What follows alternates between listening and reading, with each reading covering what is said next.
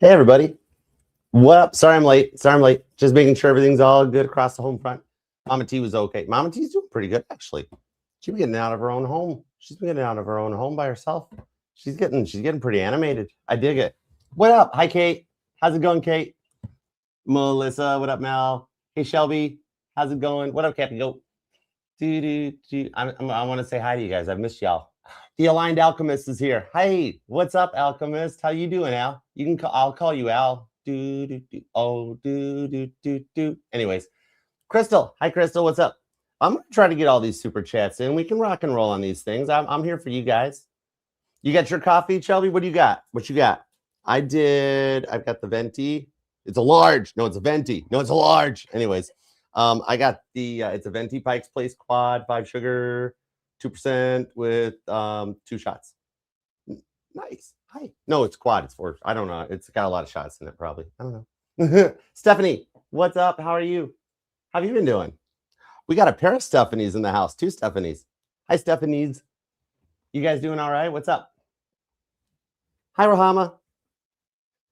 How's everybody's weekend going? You guys get chocolate milk's good. Oh my gosh, I haven't had that in a minute. That actually sounds pretty good.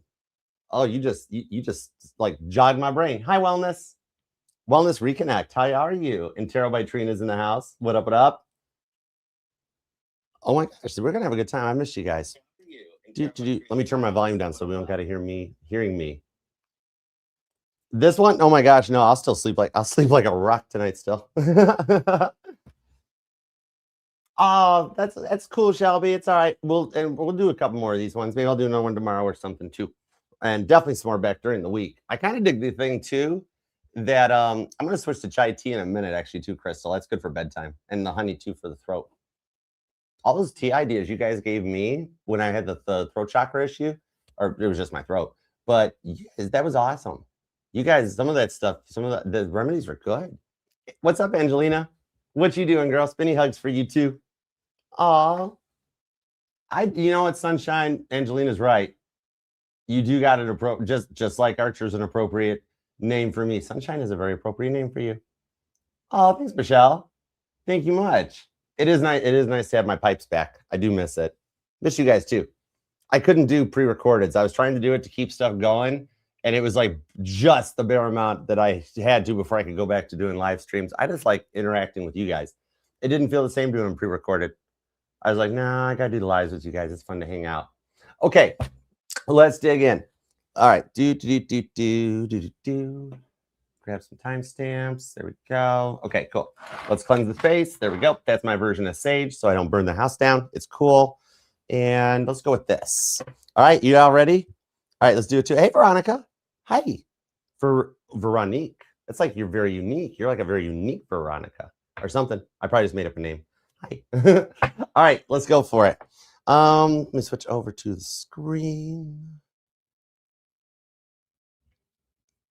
Okay, let's dive in. I'm going to try to knock them all out. I got you guys covered. All right, let's start with Monica. I'm going to put you at 333. How cool is that? Oh my gosh. All right, let's go for it. All right, what can I tell you about S and his other ex, J? Okay. What's up with S and S's ex, J? What's up with this? Give me everything you got. Okay, the Star card, 4 of Cups. There's soulmate catalyst connection, Justice card. Now, to get out of the fancy tarot talk and talk about is that they came together at a point when they had some rough times with some exes. And because of the fact that they weren't really fully all ready to be in the relationship, it kind of 4 of Cups. It never really worked out or came to fruition. The Justice card shows that a big part of what was learned about this was some emotional maturity with the Balance card, that there were some lessons that got paid off here, that I think it was the time that they were together, the age difference, or not the age difference, but just like they were both younger. You know what I mean? Queen of Swords on the 6 of Swords. Now, don't think there's any kind of feeling still there. The 6 of Swords just totally drew me right over to that. Okay. And the fact that it's like, it's not that S is the one that got away, S or J, none like that. The thing on this is that it doesn't feel like they say very much about them to you, because like to them, it's more of a moot point. I do like this fact that like they're not dwelling on this part of the past, but there's not like a lot of bitter, like bad blood between them. It's just that on this one, the Knight of Pentacles, I don't think they ever really fully got into anything really serious. Even if they, I mean, they could have been claiming to be married and living together, but they were not. It was not a loving relationship. 2 cards does say they probably did live together though, and he moved out. But yeah, 2 of Cups. It was a soulmate connection to this one. They don't really interact or anything like that. It's like the contract's gotten fulfilled onto it. And he just doesn't bring it up because in his mind, it wasn't. Like he's star card. He's like healed through all of it, so he doesn't want to get into details on it. You don't have anything to worry about though on it. It's that like he's even looking at me going, Archer, wasn't, I mean, it was a lot. It was a rough breakup, but there's not anything still there, right? It's almost like he's like looking more in a direction of like where things would go potentially for his future, which puts you back onto his mind. You know what I mean? Yeah. 7 of, oh my gosh, that's literally what I just said. 7 of Pentacles. Where could this go? Then with the Hanged Man, he gets a little more quiet while he's internally reflecting into it and getting a little dreamy state about where things, yeah, 5 of Swords. Oh, so that's what it is. He gets a little dreamy about the connection with you. Some of the past stuff with them come up. He gets a little nervous about it, and you guys remain in like a stagnant motion. So this is something here that, period, you guys can overcome this one. There's actually nothing to really worry about on it. Ace of Swords. If you told him to talk about it, he'd actually kind of be okay with it. Magician card, yeah. He is trying to bury it away, though. You don't really have anything to worry about. It's almost like let it be. What they did on it was like contracts fulfilled. We're right back to the start on it. King of Swords. Did they get divorced or just bad breakup? See, it's a lot of stuff about like a bad breakup that traumatized him a bit. Okay, that makes sense. All right, next up is Rebecca. Oh yeah, Rebecca, you wanted to know about A, right? Rebecca, you were about A. Hold on, let me switch back over here. Hi, Ariana. Oh my gosh, Ariana Grande's here. Victoria Spice is here. We got a lot of musicians. We got some entertainers. Hi. Okay. Yeah, Rebecca, it was about, you're welcome. Yeah, don't let any like fears of doubt or jealousy creep in, Monica, because he's telling me, it's like, it's a moot point. It's really not. Like, it's one of those ones when he got done with it, he was like relieved more than like, he doesn't feel like he missed out. It was like, he's like, eh. All right. Okay. Let's see. Next up, high divine affirmations. Oh, I'll manifest you. That's good. Divine affirmations. Claim it. All right. Andy. Yeah, Rebecca, it was about Andy, wasn't it? Or just A? We had to say on it. Like a check on it. Hang on, let me go back and look. I'm curious.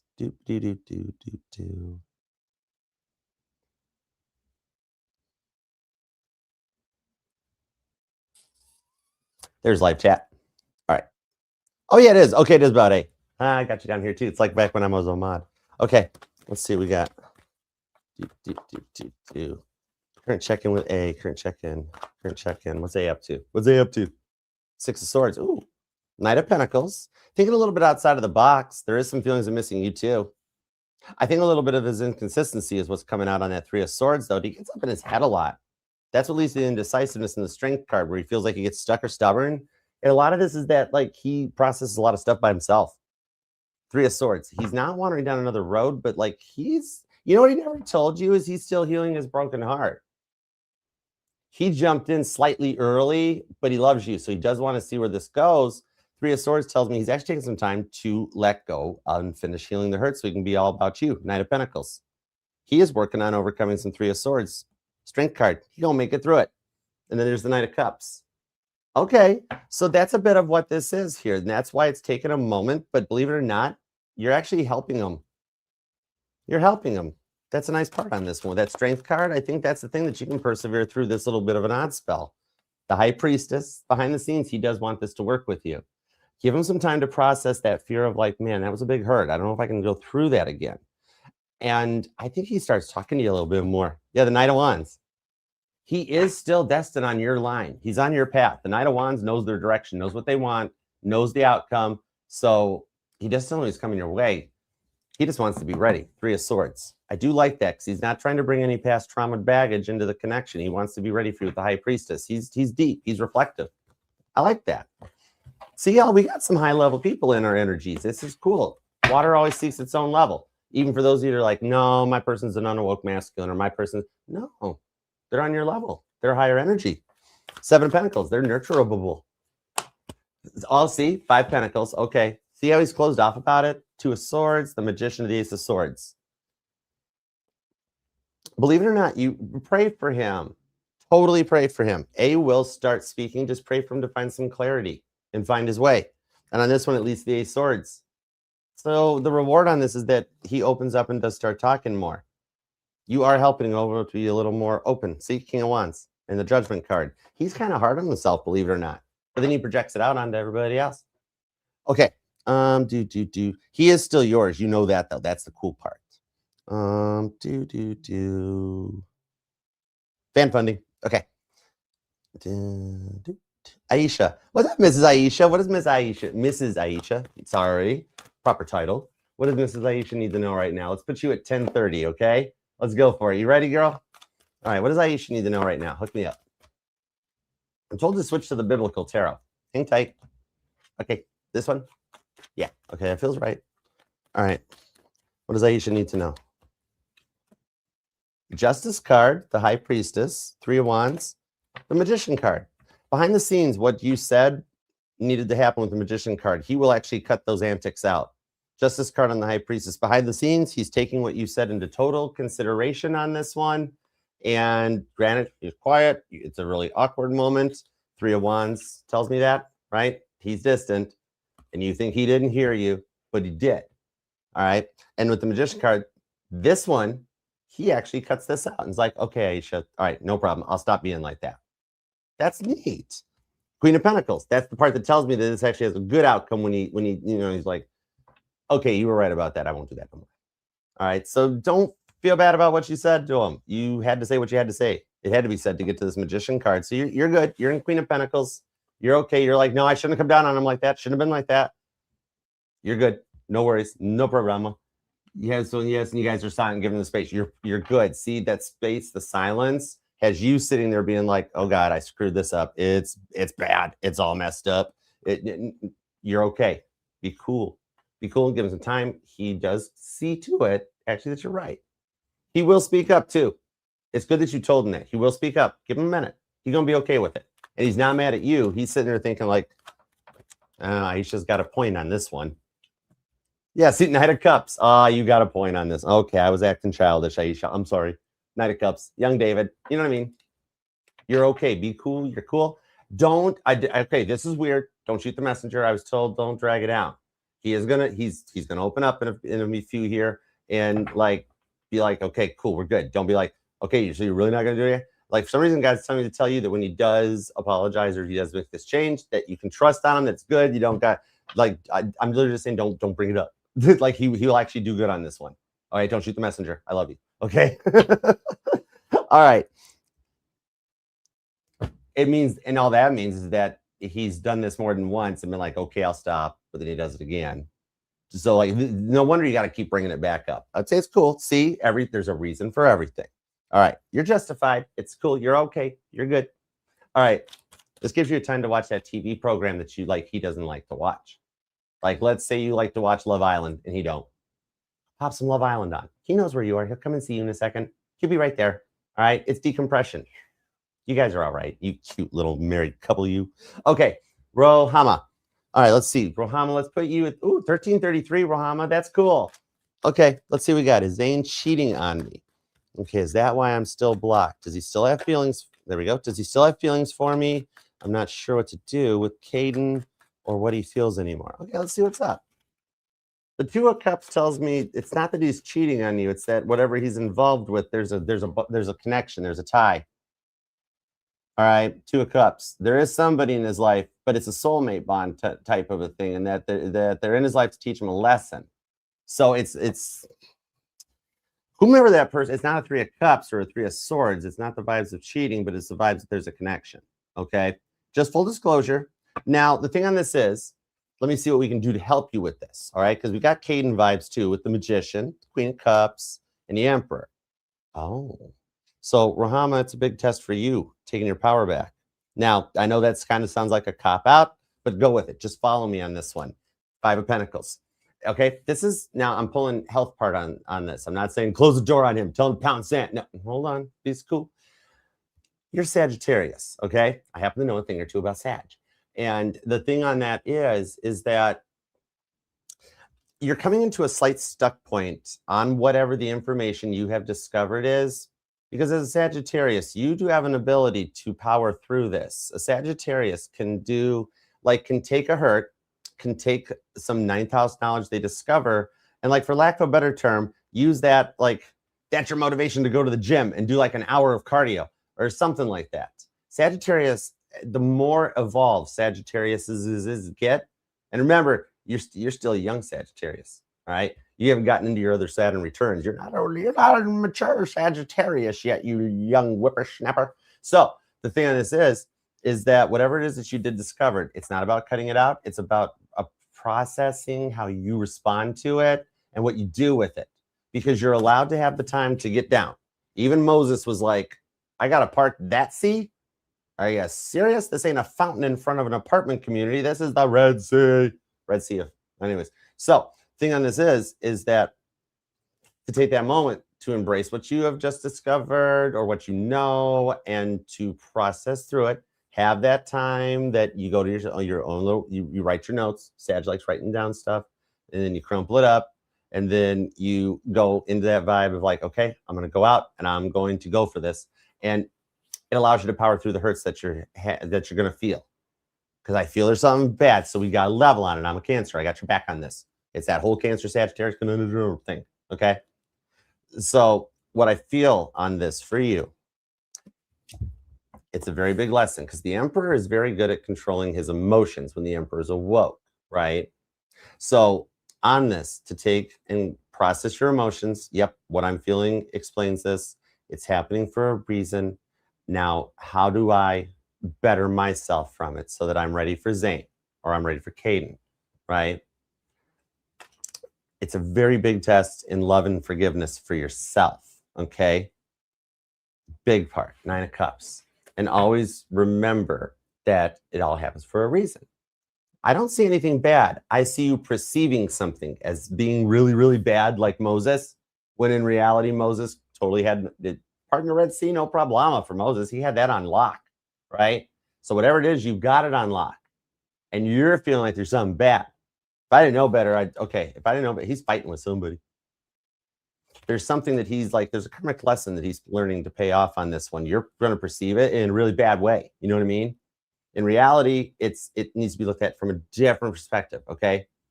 Like everything is like turned on its head for you or something. Understand it's happening so it doesn't happen to you, okay?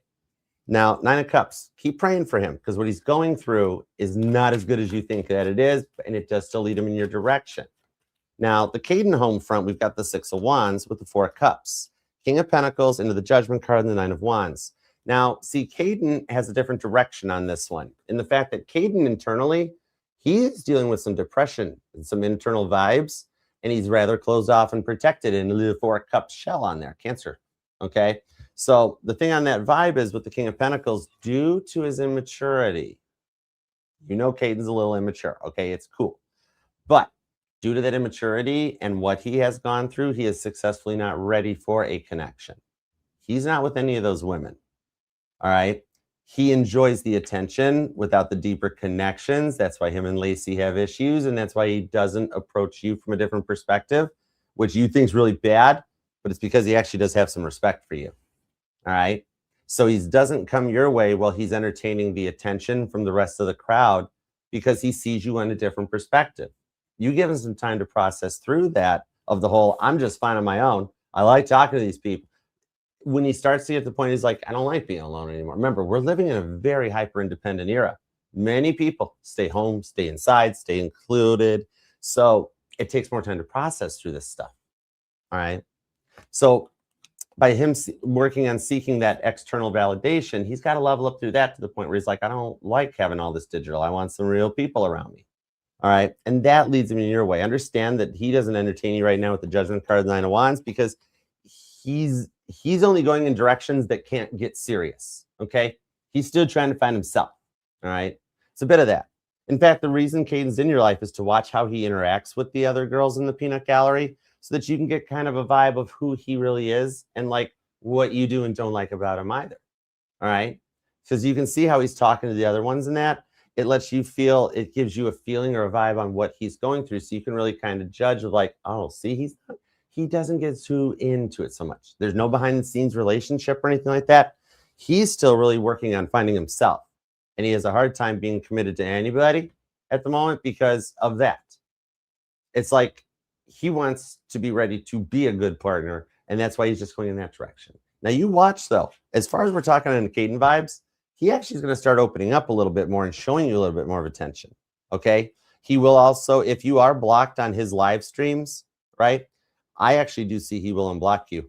Okay. But I see it happens through like a DM conversation first. And you're like, what? No way. I'm like, yep, that's how he does the unblocking. And so you and Caden still got some 6 of Wands on this. It can go on because whatever Zane's dealing with, he got to finish that first.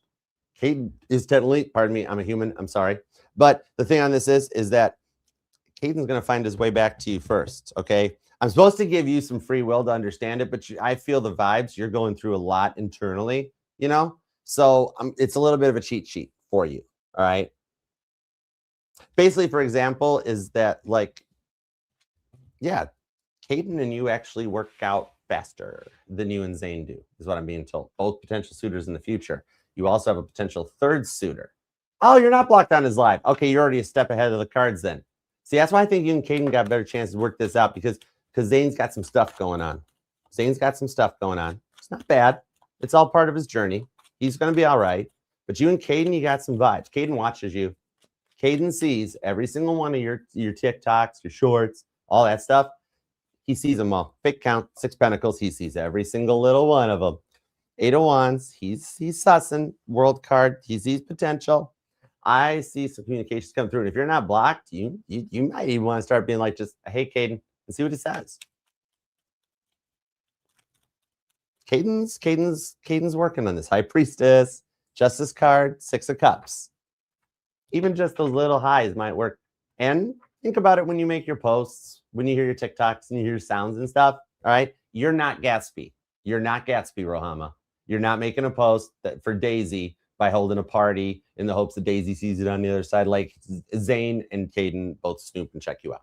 All right. Full 100% disclosure. They both look. Hayden checks on you more. All right. So if it helps a little bit to let you know that if you are throwing a party for Daisy, you're Daisy. Hayden is a Daisy. That's cool. But anyways, your Daisy is actually totally is watching. Okay. Just, you know, do with it what you will. Full disclosure. All right. Now, what else do we have? Anything else going on? Oh, no. Yeah, we got Hayden covered. Okay, cool. Nurture Hayden. Nurture Hayden patiently. Hayden's worth it. Zane has some work to do. Zane's got some work to do, girl. Straight up. I'm just being honest with you. It's like you and me looking at both of their energies. And I'm like, Roama, you see this, right? Look at this. Zane's got some stuff to do, right? Watch. Look. 9 of Swords. Zane's got some stuff to do. That's why you're blocked. Right? You said you were blocked. Why am I still blocked? Yeah. Because Zane's got some stuff to do. And then I'm like, down. And then I'm like, yeah, you and right now, Roama, what we are is we are oh gosh. Mel, what's the song? It's that money for nothing, your chicks for free. Look at that. Look at that. Look at that. Look at that. Look at him yo-yo. Right? No, hold on. This is Caden's the yo-yo in this analogy. Why did I Dire Straits? Oh my gosh, why did I brain fart on that one? Oh, like a fart in the night. 4 of Pentacles. See, told you Caden's available. He's holding the pentacle over his heart yet, because at the moment he was still going through with that. You know what I mean? That's it. That's what we got cooking. 4 Pentacles is a lot easier to overcome than 9 whole swords. That's a lot of swords. A lot of swords. Look at that. Look at that. Look at them swords. Look at them swords. Roama, we got to install microwave ovens and color kitchen TV deliveries. I mean, we got stuff to do. You got stuff going on, yo. Yeah, King of Cups. You're part of Caden's self-love. You and Caden got some good straight. Thanks, Mel. Dire Straits. Yeah. So, Roama, let's go install some microwave ovens, custom kitchen delivery, because Caden's watching what you're posting. All right. You're Daisy. Give me your answer, too. Anyways, so we'll occupy our time. Have you ever tried to install a microwave oven? I hung the one in my kitchen. That's fun. It's a good time. It's a good time. But yeah, no, Roama, give Caden a little time. Give Caden some grace on this. You want to know what Caden went through before you? The whole reason that he's like, I'm not ready for nothing right now. He had 9 swords shoved into him. His last like XXXXX, that one did a number on him 9 times over. Have some grace for that kid. Have some. Why am I calling him a kid? I'm not that old. Oh my God, I'm an 80s baby. Oh, anyways, okay. Anyways, we're cool. I'm so old. I remember when you played video games and you didn't have a headset to talk to the rest of the world. Anyways, what? Yeah, I'm the lost generation. Anyways, we just missed the good old days. Be home before the streetlights come on. That was a thing. It was a thing. Hi, Vicky Licious. What up? Vicky Licious, make sure you're home before the streetlights come on. Angelina, Angelina, it is 7:02 Eastern time. Do you know where your kids are? No. Anyways, okay, Girl in Love. What's up for Girl in Love at 25:30? All right, Girl in Love. What are Brandon's thoughts when he saw you for the first time in years? Was it disappointment, pleased, surprise, happy, turned on, or repulsed? Oh my gosh, you guys had one of those serendipitous bumping into each other's. Uh-oh. Okay, tap me and give me everything you got. Did I give you a timestamp? I did. Okay. Oh, cool. One of my placements covered. That was the Sag placement. Oh, cool. Where's my Gemini placements? That's a very good question. That makes sense, Angelina. That's like what I always say. Like my ducks are in a row, but I don't think one of them's a pigeon. The other one can't fly. And if okay, you got the Temperance card, the Four of Cups, the Nine of Swords comes back. What am I doing with the cards? And the Four of Pentacles. So what I'm seeing on this one is at first he was a little intimidated. Okay. Nine of Swords didn't fully let it show where the feelings were going on the Four of Pentacles hidden behind him. So he was like wallpaper. He was like wallpaper. You couldn't get a read on him, right? Let's go deeper into the wallpaper and see what was going on behind the scenes. He hid the fact that he felt awkward about it. Two of Pentacles, Eight of Pentacles. It reminded him a lot about the stuff he hadn't done on his own work because he had some feelings. King of Cups. He had some feelings. It was the one from months ago. He was hiding his feelings. So it wasn't just a oops serendipitous. Okay, cool.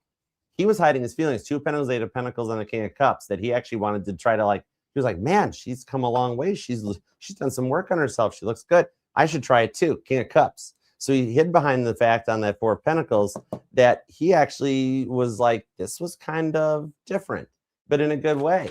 You know what I mean?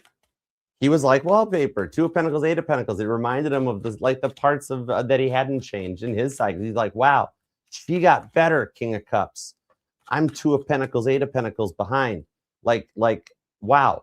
Girl in Love's made it to an 8. I'm still hanging out at a 4. So you actually triggered him to a point about doing some work, and he didn't let it show. Two of Swords. Oh, and that. Oh boy. Not a bad oh boy. It's for you. Okay. Those feelings, the stuff I was just telling you about, stuff that's been germinating up in his noggin for like a couple months, like you said. Two of Swords on the Queen of Swords. That was the initial catalyst that started some of the derailments going on with him and the other individual that you know who I'm talking about. You know what I mean? No, he didn't go, ew. Yeah, he got in the other direction. And then actually that's because of this. See how long it's taken over a couple months for this to pan out? Two of Swords, Queen of Swords. It started testing the peace in his relationship. All right. And him realizing, what am I still hanging out and doing? That's weird. I hear an old Monkey song. Oh my God. I didn't even know I remembered that song. What am I doing hanging around? I should be on that training ground. I wonder if I can play that, Mike Nesmith. I don't know. We'll have to find. I'll add it to the list. But yeah, so it's what started Two of Swords, the great test against him and his home life situation, and the Hanged Man to bring him your way. He replays that moment in his mind a few times, and it's what's pushing him through the test he's facing right now. All right. It's all catalyst with that Moon card. So you hang tight on this one. It's still a thing. 10 of Pentacles. It's happening still with the 10 of Wands. He'll be back. Ace of Pentacles on this one. He hasn't gotten it out of his mind. So this has been the catalyst to him taking care of derailing the stuff that needs to be changed and altered out of his life. So he's ready to be with you. Yeah, dude, that's a total Nashville sound, Mel. That's Mike Nesmith. That's Liquid Paper. But that meeting was the catalyst that started the derailment on his side of the fence because of what he's going through. He's realizing you're better for him. The grass was greener on the other side, right? Love is understanding, don't you know? Okay, so we're doing monkey stuff for a minute. Okay, monkey's time. We don't need a monkey's timestamp. Anyways, here's the one I want to do. You guys might have to type really fast or something. I don't know. It was zilch. Mr. Dabalina, Mr. Bob Dabalina, Mr. Babalina, Mr. Dob Dabalina. Let's see the second part. Let's see. China Clipper calling Alameda. China Clipper calling Alameda. Never mind the furthermore, the plea of self-defense. Never mind. It is in my opinion that the people are intending. This is in my opinion. Why do I find the weirdest songs on records and be like, that's my song? That's my jam. Oh my gosh. Holbury, that's having some and homeless snack. Seeing a rabbit. Anyways, oh my God, why are we on this kick now? I'm going to jam Monkeys tunes later now. I haven't listened to the Monkeys in a minute. Okay, I'm cool with that. Not my circus, not my monkeys, Angelina. I'm with you. I do that right, Shelby. Oh my gosh. Now I'm like, okay, I'm on a Monkeys kick for a couple days now. Let's go revive that stuff. All right. Shout out to Mickey Dolenz, circus boy. All right. Stephanie, you're gonna be at 3030. Oh, we're getting some cool timestamps on this. 3030. Okay. All right, let's see what's up. You know what John Lennon said about the Monkeys? It was the best version of the Marx Brothers he ever saw. The Beatles knew what the Monkeys were doing. Okay, anyways. Let's see, Stephanie. I'm still giving you the 3030 timestamp. It's just too cool. It's just too cool of a timestamp. All right, energy check-in on the love with your Taurus. What's up with Stephanie's Taurus? 8 of Wands coming your way. Knight of Pentacles into the King of Wands. Still working to come out of some of the avoidant ways on this one. In the King of Wands, like a little bit of the the nose. It's Taurus energy. A little bit of the inner turmoils, the attention seeking on this one that led to the avoidant ways. Okay. It's a bit of not knowing in the 8 of Swords, feeling stuck. He's getting ready to unstuck himself. 8 of Swords. Okay. So because of this, see, he had a hard time getting out of just straight up player vibes on the King of Wands, but it's something he's had to work on and think about. So he's brought a lot of he's got a lot of regrets inside of him of man, why does stuff never work out right? What's going on with all that stuff? King David actually went through a lot. 8 of Wands to the Knight of Pentacles. You hang tight. Your Taurus is still slowly coming your way.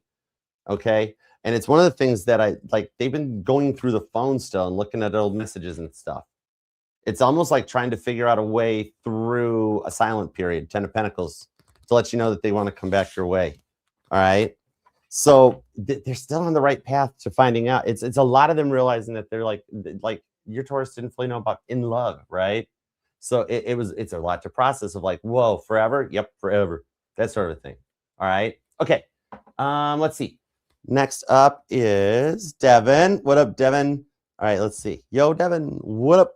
Status check on Pisces leaving town. Okay, 10-4, Devin. Let's see what we got. Give me a status check on Devin's Pisces leaving town. What's up? Wheel of Fortune, the Lover's card, the 6 of Wands, the 8 of Cups. It is up to your Pisces and their free will, but on this one with the Lover's card of the 6 of Wands, it does show that they do make that choice. Okay. It is written in destiny because the move is required. It's part of the ascension and the elevation to bring them into your direction. This has to happen in this way for this experience. Okay. Allowing your Pisces to process direction once they're leaving town is what leads them towards their promised land. Believe it or not, it spins the beings back around towards you. They've got to go in this way to bring them back, like a boomerangy thing. Okay. Understand the experiences that your Pisces needs to do it in his own time. Okay. Not as far off down the road as you think, but remember to let him have that free will and to have that ability to have the grace to give him that free will. It results in the best outcome for you. Well before Gemini season, you guys will be fine. God was like, I don't know if you should tell her, Archer. I'm like, I'm telling. Well before Gemini season, you guys will be okay. All right. Your Pisces does choose you in the long run on this one. And whatever the leaving town vibe or reference is, I'm being told the leaving town reference leads them right back to you. Okay. Do you understand that they're going through the right direction? All right. Trust your Pisces. It's good stuff. Okay. Knight of Swords. It is happening exactly as God planned. And I'm being told it goes 9 of Wands and it leads to an apology communication. Ace of Swords, 9 of Wands. All right. Knight of Cups. Oh, your Pisces loves you. You guys are going to be cool. All right. Next up is Janet. What up, Janet? All right. You're going to be at 3411. 3411. Okay. Let's see what we've got on this one. Okay. Your psychic friend says Ryan won't make it in time and you'll meet someone else. I also sense that she's holding back. Why or what is she withholding? I got you. All right. Tap me into the other psychic's energy, buddy. Give me everything you got. Strength card. Well, hello. Queen of Swords. Sun card. Hello again. Okay, so I got Taurus, Leo. Who's that? Libra and Leo. So what I'm seeing on this one, okay. The reason for that psychic saying what that psychic says is because due to she made that same choice at one point too. Okay. And some of this bleeds into her energies that she pulls. It connects because you guys are on the same soulmate frequency. So she's picking up her timeline because of your energetical signatures, and she's projecting some of her stuff into your reading in the fact that she's telling you what she did. But if you look at her current situation, relationship, and status, you'll understand why she did that. Okay. I'm being told she is not allowed to tell you that timing. I'm being told that it's not that she's on a different pay scale or different pay grade. It's the fact that she's not privy to that part of the information because there's too much logistics involved. Okay.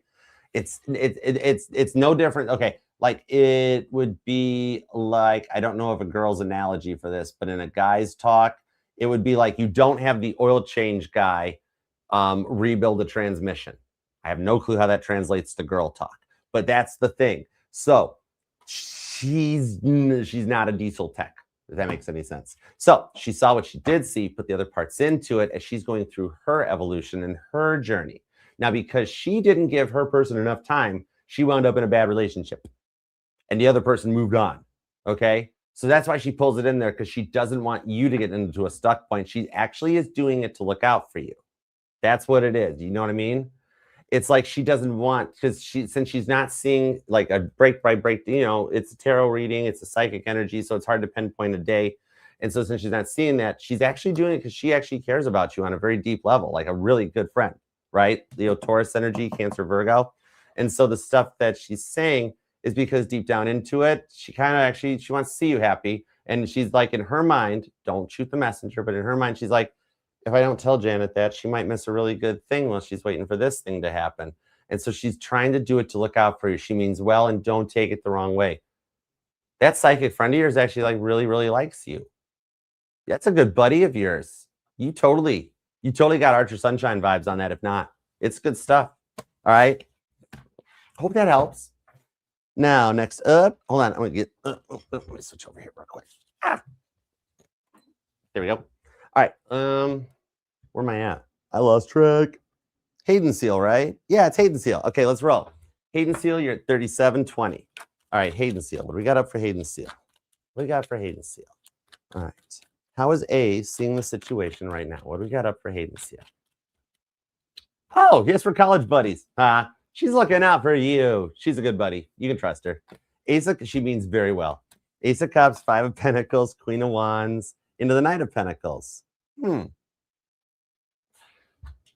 He actually regrets closing the door, Five of Pentacles on the love with the Ace of Cups. Queen of Wands, Knight of Pentacles shows he's processing on a way to make this happen again. He regrets closing the door when you guys had the opportunity. He felt like it was right at the time, but now with what he's gone through, he's regretting it a bit. Queen of Wands, Knight of Pentacles. He is actually slowly working on trying to come back into a way of like, how to, after what happened last time, how do I even open this connection like this? Oh boy, right?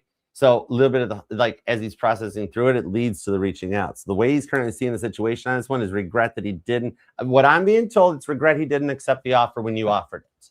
Okay. But what I do see on that one, the reflection there is literally, it's the old Jack and Rose scene in Titanic where he shows up, or she shows up, and he's there that morning. She's like, I changed my mind. He's just trying to figure out a way of like, how do I just say I changed my mind? That's like, right? He's expecting you to be like, oh boy, but he'll speak it. Nine of Wands. There's the apology with the Ace of Wands. This is just getting ready to get started. This is before Aries season for you. A lot of Aries energy on that part. Yeah. Okay. Carla. Hi, Carla. All right, let's see what we've got. Can you get an energy check on Virgo? Because he's acting really weird, and I'm thinking about walking away. Oh, okay. All right, I got you. Carly, you're at 3904. All right, what do we got for Carla? What do we got for Carla? Okay, there we go. Five of Cups, Knight of Wands, Six of Swords. Okay, so what I'm seeing on this, your Virgo is going through something on their side of the fence. The quieter the silence is because they've got some stuff going on in their own life that is kind of going a little cattywampus crazy on them, and it's got them a little Five of Cups. Sad, bummed out. Okay? Understand that because of this, that was going. Stephanie was skipped. Oh, thanks, Mel. I'll get it. Understand that he's got something going on in his home, on his side of the fence, that's got him beyond stressed out to the point that he wants to leave his home. He's ready to run away or something from it. Okay? Six of Swords on the Five of Pentacles. He'll come through this. I think it's only like 6 days away, which means like if it's been all week, if you're like 5 days out, he's about a day away from this. Okay. But I do see he'll be in touch. He hasn't like walked away from you or anything. He's got like he actually still wants things to work out with you. But whatever's going on in his house right now, right there, it's like it's kind of got him like Five of Cups and the Five of Pentacles tells me it's kind of mentally depressed. All right. It almost as if he's at his wit's end on something in his own personal life that he's going to chop that part out and he'll be back in touch with you. If that makes sense. Okay. Hope that helps. Let me go back to Stephanie. Let me see if there's anything else too, real quick, about the walking away part. Hold on a second. Let me see if there's anything else about that walking away part that you're considering. Queen of Cups, Page of Pentacles, Star card, and the Fool card. I actually do see giving him just a slight little bit of more minutes on this one. You know, give him a few. Leave your door open, Queen of Cups, Page of Pentacles, but deep down, there's real love between the two of you guys. And with that Star card, he finds his way through this. You're stressed and frustrated due to the silence, creating a lot of like emotional baggage inside of your mind. Rest assured that he comes through on this one, and it's totally understandable you would feel this way, but it's written in this one that before Aries season, you guys have a fresh start. Okay, so a lot of transformations during Pisces season with Neptune and Saturn going into Aries. Trust in the process on this one that he does reach out. Queen of Cups, Page of Pentacles. And even though the Queen of Cups is Cancer, you know how Cancer and Pisces, like kind of like the moon cards, there's the High Priestess, they share like everything in the tarot deck. So I pull Pisces off the Queen of Cups, which happens to also be the King of Cups. So he does still find his way back through you on this one with that Page of Pentacles reach out. I really feel it like it happens before Aries season. Some point in Pisces season, this gets fixed up. I really want to say I'm still on that day away vibe, Carla, though. Like if you haven't heard from him in a week, like I wouldn't be surprised to hear from him tonight, honestly. I really want to say that Page of Wands because I saw that Page of Wands and I'm like, oh, look at, there's Carla all excited and be like, oh, finally. Any reason Carla can't contact him? Page of Swords, Two of Cups. She's considerate in the Nine of Swords. Hang tight on this one. Give him just a little bit more time. Be patient. I know you hate that word. Everybody does, right? Give him a little bit of grace for what he's going through on his side of the fence. He will reach out. All right. Oh, Carla, thanks. Thanks, Kate. Wait, which part is that? Oh, yeah. Oh, the way. Oh, hi, Gabriella. What's up, Gabriella? Oh, my God. It's good to see you. Good to see you. Six of Pentacles, Nine of Wands. He's going to ask for an apology, by the way, Gabriella. Give me just a second, guys. I got to check on something real quick. All right. Just talk amongst yourselves for a minute if you like. I'll be right back. All right. Hang tight.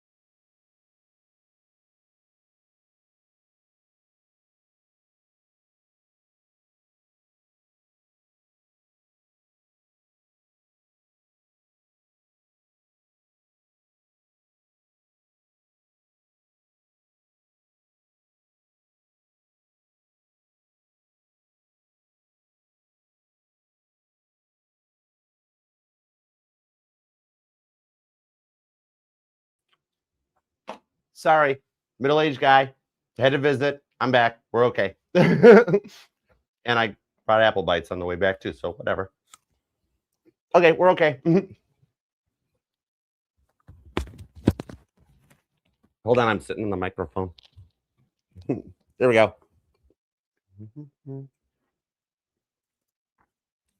I'm human. I got hungry. And I drink an insane amount of coffee. So, okay, anyways, let's try again with Stephanie. Let's start fresh. Doop-a-doop-doop. Silly me, I was like, I can make it all the way through this. And then I'm like, nope, not going to make it all the way through this. It's whatever. I'm a human. Sorry, guys. All right. Stephanie energy. Oh, no, I didn't talk to Stephanie about the Taurus. That's right. I remember that one. It's before Devin's Pisces that the Taurus was processing through on. Oh, yeah. It was like internal self-worth. Hold on. Let me double check. Ace of Swords. Oh, there's a continuation. Hold on. Okay, what I had said before I got over to Devin's Pisces about what Taurus is going through, it's what leads to the communication. Okay. Judgment card and 3 of Pentacles. He's protected with what he's going through and judging. He's looking inward on himself to find you and reach out and find the way to apologize. Okay. So yeah, 4 of Pentacles. It seems like nothing's going on, but behind the scenes, 7 of Cups. He's trying to figure out the best way to approach. All right. Sorry about that. Okay. I had pizza for dinner, so like whatever. Who's writing a novel about me? I'm an extremely boring individual. All right. Okay, here we go. We're back. I think we're doing okay right now, right? We good. All right. All right, carry on to there's Janet. There's the Stephanie. Good stuff in 2026. Oh wow, 2 Stephanies got messages. I knew we had like, oh, Chipotle sounds really good. I should have got that. That's a good call, Gabriella. Ooh, that does sound good. Okay, I know what I'm getting tomorrow. Actually, I kind of want Cava tomorrow. I'm gonna go get Cava tomorrow. That sounds. Oh yeah, I do want some pita chips. Okay. Okay, good stuff for Stephanie in 2026. You're at 4838. Stephanie's at 38. That was all. Wow, we just got a whole bunch of extra messages. That was cool. Queen of Swords, 7 of Wands, Page of Cups, into the 4 of Swords. Ooh. I actually see a retreat in later on in the year in 2026 because it's good stuff. 4 of Swords. I think in the last quarter of 2026, you take a vacation. You got like 4 of Swords, a retreat into the silence. So I don't know if you've ever been planning it or talking about it, but as we get towards like, November, December, maybe like a winter break or something, but I actually see you taking vacation. Now, Page of Cups shows here that there is some like advancements in love that comes in over the course of the summer, Cancer season especially. 7 of Wands and the Queen of Swords says the beginning of the year does actually show you and your person making peace. Abigail the Peacemaker. There's a convo coming. So if I look into this conversation, it's only about a stone's throw away with the 7 of Wands. All right. It tells me that your person overcomes some obstacles, reaches out to find peace, that by Cancer season, you guys are actually like full-fledged together. So like over the course of Pisces season, Page of Cups. Yeah, Page of Cups are wild cards in my deck. So this would be Cancer and Pisces or Pisces and Cancer. Yeah. So a peaceful communication is only a stone's throw away during Pisces season. The summertime locks it down. You guys go on a trip together by the end of the year. Ace of Cups. It's a fresh start for you too. Ooh, strong Cancer energy. Magician card, King of Swords. Cut out the thought, the overthinking. 8 of Pentacles. Your person's working on it. I like this. 7 of Swords. Oh, they're going to be more honest. So your person had a habit of lying. Their pants are on fire. They're going to come in honest. You guys go on a vacation together at the end of the year. I dig it. Chicken salad sounds good too, Shelby. Dude, everybody did like, we got a lot of Chipotles. Okay, I did Chipotle too. Oh, that's cool. See, I got to get Chipotle. Now I want Cava though. Oh, okay. I'm making I got dinner plans into next week now. You guys are awesome. We are meal prepping over here. Is that called meal prepping, Archers? Close enough for government work. Okay. Taya, you're next too. Oh, sweet. Okay, cool. All right, let's see what we got on this one. Okay, me and Crystal were on the pizza mode. Bet. All right. And actually, protein or yogurt sounds good. All right, 51. Let's put Taya at 51. All right, what's up with you and Siddharth? There's no contact. Current energies, next actions. You got it. Give me everything you got. Give me that card. Wheel of Fortune. Okay. Oh, I got the other meaning on the Wheel of Fortune for this one, that the wheel is turning with the Magician card for him to, like, he's coming out of a breadcrumbing gaslighting era and coming into a more balanced era. this is getting ready to come around and happen again, but he's parted out he's parted out the red flags that he had. You know what he was doing. 5 of Cups.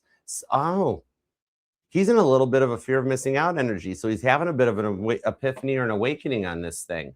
All right, so let's see. I'm on more on this real quick. 4 of Cups. He misses the heck out of you. Oh, wow. Now, he's not self-destructing or going to doom this thing, but it's almost like he's like, there's no way she's going to want to talk to me, Archer. Emperor card. Yes, she does. 2 of Cups. 2 of Swords. He'll make it. He's going to reach out. He's going to reach out on this. So, repeating 2s and repeating 4s tied to the work that he's working on this one. So he stops. He can't do that no more. But he's going to get better about it. He's killing out those old like breadcrumbing ways and being much more like all about you. You know what I mean? Okay. Next up, we're going to do. Oh, hey, Jonathan. What's up with that? What's up? What we got going on? All right. This is on the twin flame or the soulmate with. Oh, okay. I got you. All right. Let's see. You're going to be at 5228. All right. Let's see. See you, Daniel. Or is that Divine? Oh, bye, Divine. See ya. I saw Daniel. Okay. I don't have my glasses on. Are me and my Gemini twin flames or soulmates? What's up? We're Jonathan and Jonathan's Gemini. What are they? Let's do this. 8 of Pentacles. Ooh, nice. 5 of Pentacles, 5 of Wands. This is actually a soulmate. I like this vibe on this one because it does show that you guys have the potential to find balance in this lifetime. All right. Now, it doesn't go deep twin flame soulmate on this one because I'm being told you guys both learned lessons from your twin flames. So we're in a connection that you guys actually do work well together if the previous obstacles from the previous twin flame relationships are overcome. For you guys, they will be. All right. Look for advancement in the next 5 days, tops 5 weeks at the most, but there is balance coming in. Okay, the repeating 5s are letting you know that they're working on it. This one does work out well. If it was a twin vibe, I would be like, I don't see a Page of Cups on this one. Soulmate tells me Page of Cups in the star card, 10 of Pentacles. You guys do this. This is good. They're going to beat that devil energy. That's what's binding this. But look at the 4 of Wands shows they do beat it. World card. Close the devil cycle out, and they're all yours. Okay. Okay. If it happened any sooner, you'd have to help take care of the devil energy, and they want to fight it on their own. All right. It's a little bit more. It's like more for them than you in that case, just if that makes sense. Okay. You guys, it still works out for you guys.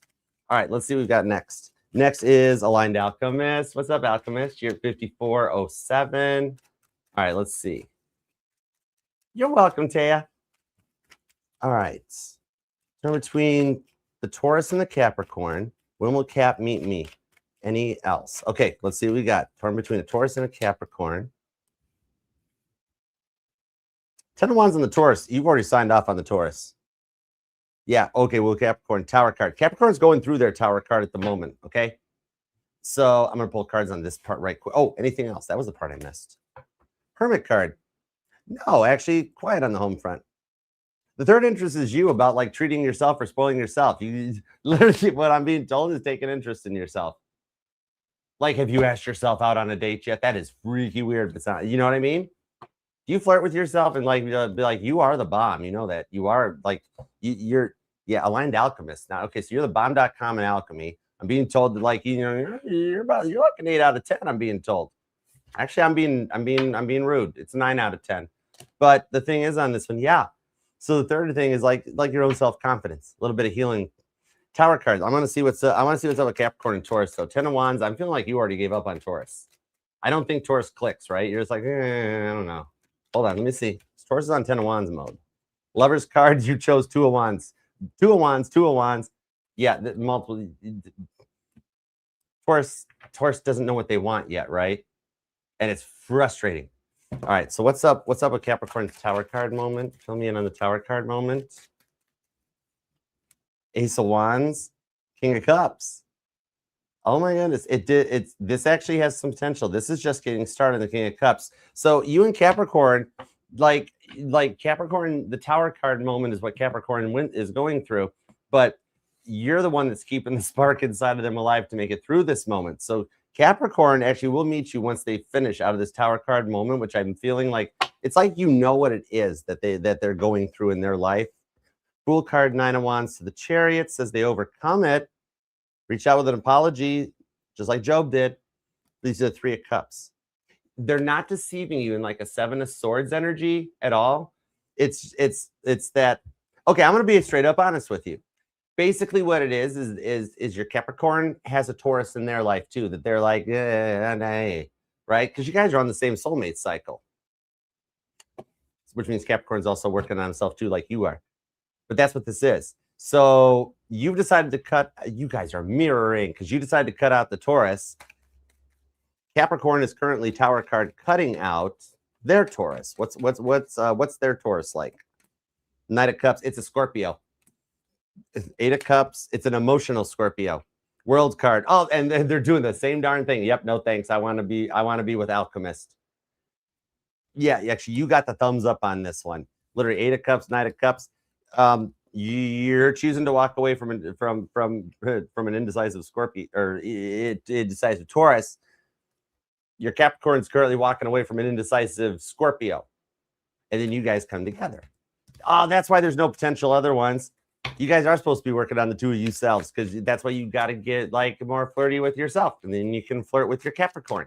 Capricorns like that stuff. Queen of Wands, 10 of Pentacles. Try again, this time with God, with the Capricorn.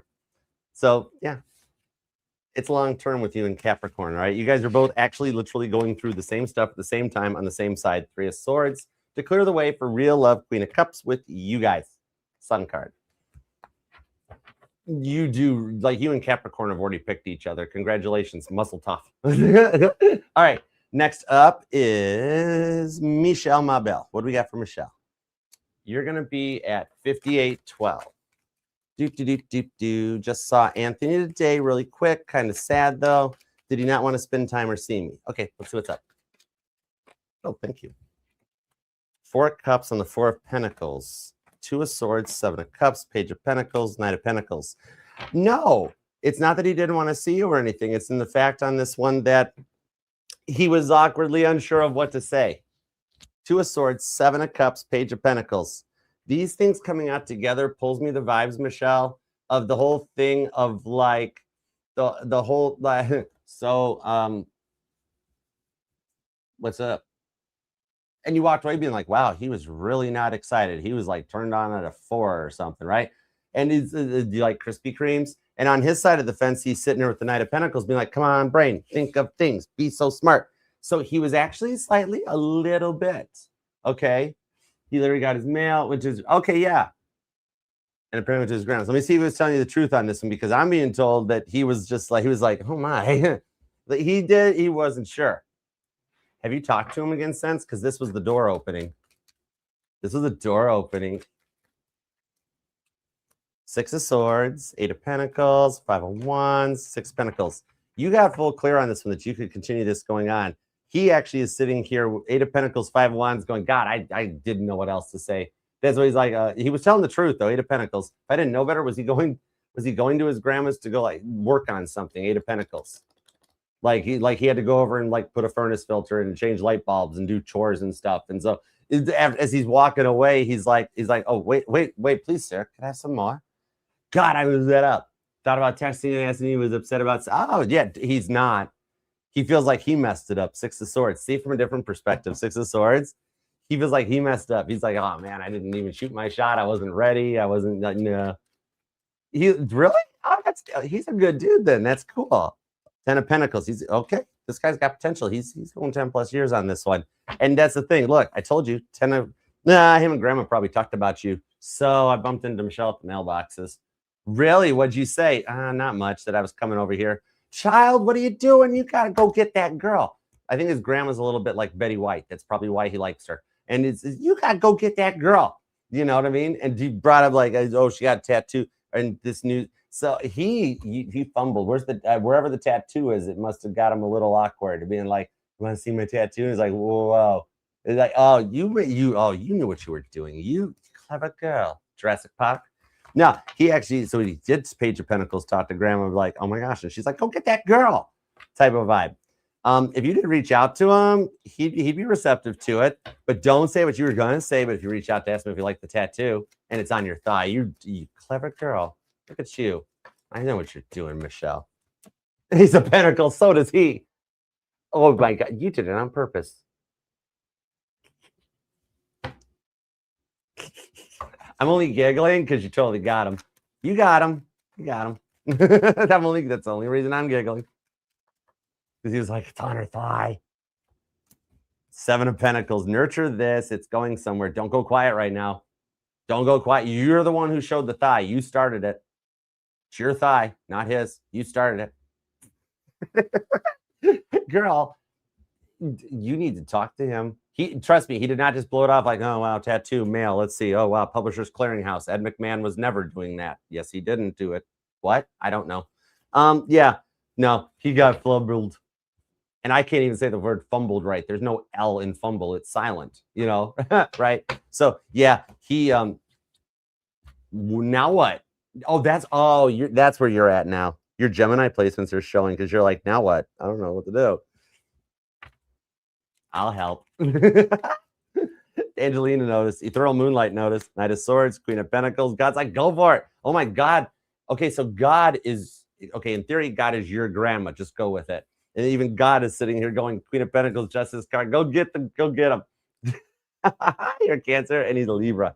Oh my gosh, go for him. You know what you're doing on this one. He's waiting for you to reach back out. But you can't go, you got to see the text from another perspective because it's telling you your turn to go again. And that's the thing on this one. Is like, so did you like my tattoo? Anyways, do with it what you will. It's your turn. It is your turn. Because he didn't know what to say. He was like, oh my God, where's the tattoo at? Whoa, right? Uh-huh. Right? Hold on. I'm not done with you yet. Hold on just a second. There's more. The High Priestess. Nope, there's not anymore. Fool card. Oh, he really liked it. Oh my, it's 3 of Wands, admiring it from afar. Man, if you liked it that much, you'd have taken a picture. Anyway, take a picture to last longer. Oh, wow. Devil card. He like it. Apparently, he likes the ink. Oh my God, I do remember that. That's right, Michelle. I knew it. I knew it. Yeah, the star card. We're still on point. 5 of Cups. Oh, 5 of Cups. He feels like he missed the boat. He missed that boat. Totally missed that boat. He should have taken a picture to last longer. You made the right moves on that, Michelle. I do think that has stepped your game up a little bit. It's helping to circumnavigate the time thing. He's not going to finish up going through with what he's going through. You got this. This is a spicy reading. Empress card. We're going to leave it at that. You got this. Empress receives. What the Empress wants, the Empress gets. All right. Angelina, what up, girl? You're going to be at 104.10. All right, let's see. I am good. How are you doing? All right, let's see. Prayed to God earlier, asking for a sign or a message. Was your fan reading his message? Really? Hold on. We got to go deeper. Hold on, Angelina. Boom. Nope. Shadow deck. We got to go deeper to find out. Okay, the fan message. Was that his message? All right, let's find out. You asked for a sign. Was my reading a sign for Angelina? Was my reading the sign Angelina wished for? Was my reading the sign Angelina wished for? The Moon card, yep. 8 of Pentacles, the 4 of Swords. It actually lets you, wow, I feel it. Oh my gosh. That reading is your confirmation that your story is not over. It is moving in the right direction, and it lets you know what he's going through. It let you know what he's going through. 4 of Swords, the Moon card, to go a little deeper on your personal level to it. You know what he's fighting to work through to be better for you. You deep down do know it. Trust, even in the silence, and even with what has recently happened, that he is. It is still on the proper course, the proper path. 8 of Pentacles, 8 of Wands. Okay? So, I want more. Because you see me doing that, there's more messages. There's something that still needs to be said. All right, let's see. Hold on. There's some more to be said, but I don't have the cards to say it just yet. 3 of Pentacles, Guardian Angel stepping in. Judgment card, 5 of Swords. He's reflective internally in the King of Cups. You give him the time to work on himself. Believe it or not, you do still hold his key. Okay? In the fact that even in the separation point, oh my gosh, and that was about kingdom spouses. We're above soulmate twin flame connections in that one. So you know how deep the connection is. On this one with that King of Cups, you do still hold the key. You're the reason he's doing what he's doing and what he's going through. Regardless of whatever has happened, he still does indeed find his way back to you with the Judgment card on the 5 of Swords once he's made it into that clean point. Okay? It does connect to let you know with the lessons that he's learning and the like Five of Swords. Remember the part I'm being guided. Oh my gosh, I'm being guided right to. There was a part of it about like Five of Swords, holding on to people, places, and things, advices, emotions that no longer suit them. That they're sitting in the Five of Swords denial, which is that it was. Oh my God, the Nile River. Did the Nile River hit for you as what is like a sign or something? I remember that because I disconnect from the reading after I walk away from it. But it's like God brought me back into the energy for you. So it comes into that's the big part, the emotional part of what he's dealing with. You know what that is. That's the part that no longer suits him. So yes, the answer is confirmed. You guys do pass the test that was brought up in that reading. Well, that's cool. I didn't know I could re-tap into readings. Oh my God, that's cool. All right. Like I think his runner energy, which tied into his own emotions that were projected out onto you, that was the big part of things, right? Because like he was so scared about because of what happened before the World's card. He'll close that cycle out. Okay. It's from some relationship, 2 relationships before you, because this has happened to him once already. But the reason that you guys met was because you're the kingdom spouse. So for him, his order of succession has gone twin flame, still grieving, getting over that one. Soulmate did not work out at all. Wasn't meant to be, bad time. You come in, you're the key that finishes the healing journey for him to get over the twin flame thing, the thing that sabotaged the soulmate, so that you guys get to go long term. There's the Emperor. Mic dropped, Archer out. Boom. Oh my gosh, thank you, Angelina. That is a big compliment. That's a turbo boost. Hon, thank you. Full 14-second hug, and then your spinny hug. Aw, thank you. I'm excited for tomorrow's reading. I'm excited for the Sunday reading, Angelina. You gonna come to the Sunday reading? You should come to the Sunday reading. I love doing Sunday readings with you guys. It's like we got our own like Bible study. It's cool. I love it. Okay. I totally mic dropped it, Roama. I'm mic drop it. All right. Who's next? What up, Shrek? Tap me into some Shrek energy. What we got for Shrek? 108.39. I have to. I want to hang with you guys. I'm like, yeah, let's do a Sunday message too.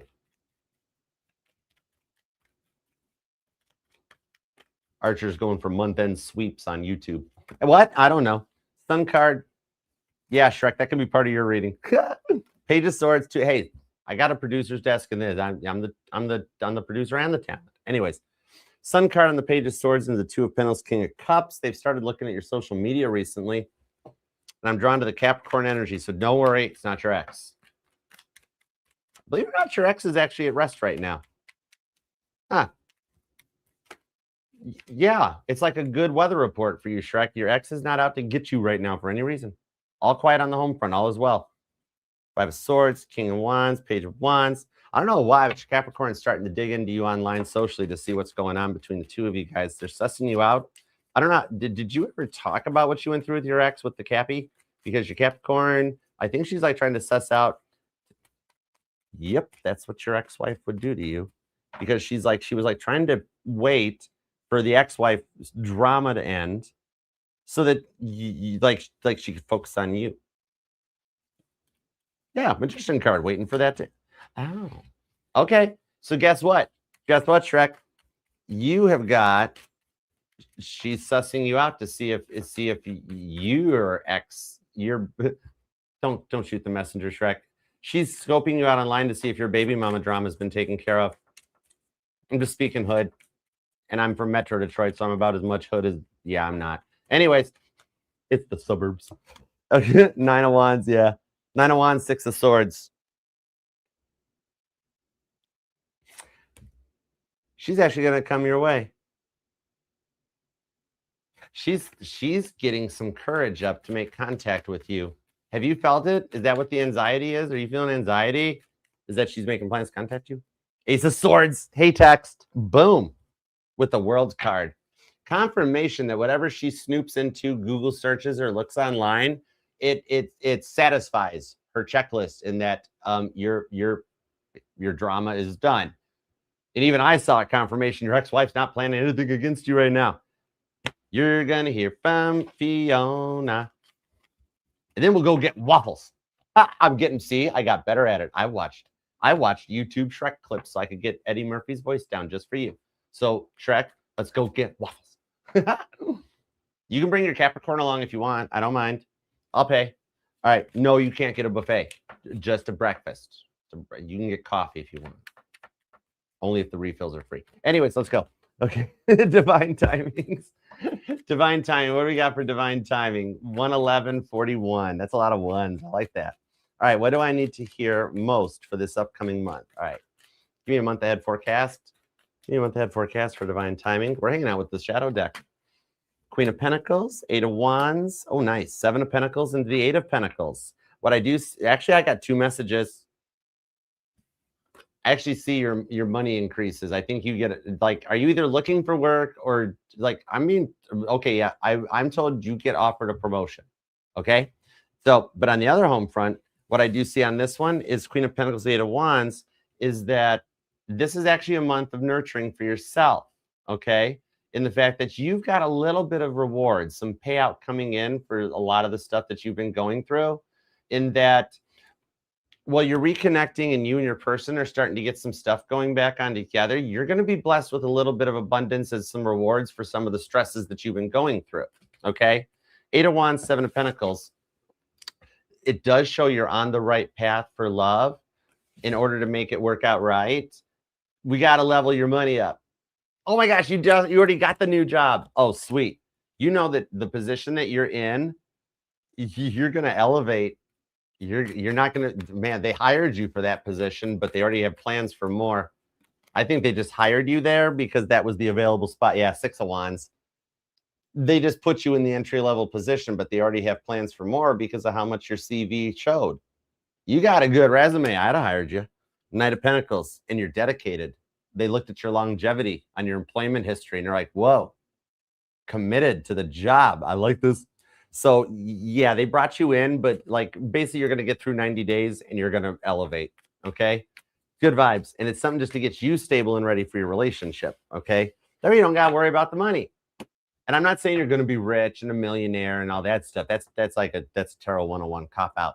What I see, though, however, is you actually having your bills on autopay and being able to go on Amazon anytime you want, without having to be like, oh God, I can't buy that. I gotta wait till payday. And just be like, no, I need this. You know, nice vibes. You know, it's not that you become a stinky, filthy rich millionaire, but you receive how much you've wished for in order to survive, plus a little extra just to hang on to. All right. Okay. It's a little extra, just in case, just to, the spoil money, Okay, let's see what we got next up. Going to be crypto. What's up, crypto? All right, any positive messages for crypto? Let's put you at 114.28. Here's your messages. Knight of Pentacles. You're still on the right path with this. 6 of Cups. Okay, so crypto, what I'm seeing on this one is that you're in a nostalgic moment right now of reflection to make sure this is the direction you wish to go, because you've been having some anxieties and questioning yourself. This is giving you a moment to deeply reflect in to make sure this is what you wish, okay? Because we're in the final stages of what's coming in, King of Pentacles for you, and it's that last final test in your thought, because you're getting to that point with Knight of Pentacles that you're like, I've waited forever. That's how close it's getting. You should assign a new sign to your request, okay? I'm being told to tell you, like, say, I need to see a truck with a picture of a toaster on it, or I need to, something about lily. Maybe you want to see, like, the word lily written on a truck, or a truck carrying lilies, or make something up. I'm being told you need to assign a new sign to your person's reaching out and contacting you. Totally. What's up, Jane? Heck yeah, you can. Go ahead and bust up a super chat. I'm in. Definitely. But okay, so what I'm seeing on this one, though, crypto, is that the direction you're going, you need to assign a new sign to it, because you're already into the new cycle. That's why you're not seeing signs as much anymore. And the ones that you do see, you don't want to see. Yeah, Wheel of Fortune. 10 of Wands, 9 of Cups. Okay, I'm allowed to tell you that before Pisces season is over, all your faith and hope in this will be restored. Okay? Can I get any more specific, or is that all I get to say? I don't know if I'm on the pay grade to know. I'm not allowed to know birth and death dates and stuff. So I'm not, 6 of Wands, I'm good. It'll be okay, though. 6 of Wands, rest assured. God said what Archer said. Pisces season. Okay? Oh, I love it. This is also a little bit about your mental health. You're stressed out. You're stressed out, right? That's all. 5 of Pentacles, Moon card. You're not sleeping right either. God wants you to sleep right. Okay, Moon card, sweet dreams, pleasant dreams, Page of Swords. Everything will work out all right. Okay. Okay. What should I do about Stevie? All right, I got you, Jane. All right, you got it, Mel? We're going to pop Jane at the bottom of the list there. Okay, Randy, you're going to be at 116.50. Jane is going to be the official. We're closed. All right, we're cool. Jane, you're our grand finale. Oh my God, that's your dog, Melissa. Oh my God, that's awesome. Lily pup. Okay, that's cool. Lily pup, ooh, la la lily la. Anyways, okay, Randy, you're going to be at 117.10. All right, let's see what we got on this. Any regrets from her on fumbling the connection? Has she started watching again? And has there been any truth to the love between us? All right, let's see. Ace of Cups. Nice. I like that. Oh, dude, Randy, do you know what I just heard? I just heard Reagan. Mr. Gorbachev, tear down that wall. Wow, why did I make him sound like Nixon? That was weird. Anyways, Ace of Cups, yes, her barriers are coming down. There is some regret that what she said can't be taken back. 3 of Swords. It's like the stuff she put in the divorce paperwork, the stuff she put in the separation paperwork, the damage that's been done, the lies that have been said. How did she come through that? Ace of Cups. She has entered into fresh love energy. She's in the year of the horse now. So she's in Ace of Cups vibes. But now 3 of Cups on the Empress card. She's receiving a lot of 3 of Swords vibes of how do I come out of everything, right? 9 of Pentacles. She doesn't like single status anymore. It's like it's like she's detoxing from being with you and withdrawing from it. And now she's like, oh my gosh, it was actually better the other way. You know what I mean? Yeah, the year of the fire horse is changing for her because she shed the snake skin. And so now that she's out of that mindset, now it's literally she's having a, oh my God, what have I done? Right? 4 of Cups, more confirmation. Oh my God, what have I done? 6 Pentacles, 4. Oh my God, these are so many sad cards. Whoa. 4 Swords, repeating force for confirmation. Sun card. She does actually find her way through to you. Yeah, she is going through just a wee little bit. She's going 6 Pentacles. Okay, I don't know if this makes sense to you, Randy, because you know her better than me, right? I'm just pulling her energetical signatures. You know her. She's your wife. The thing on this is, what I'm being told on this is that she's breadcrumbing herself right now. So she's in that stage that she's blaming herself for everything. I just see her being there like, why does it always happen this way? Why did I do that? Why did I let that happen? Why did I get out? So there is some internal remorse on her side of like, why did it go that far? Like she came into the year of the fire horse and was like, oh crap, what happened? Right?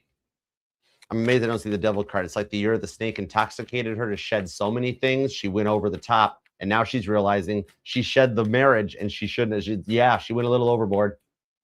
It's like the theory of like, I don't know why, but this is what I'm seeing on it, Randy. It's like when a girl's like, I'm gonna cut my bangs, right?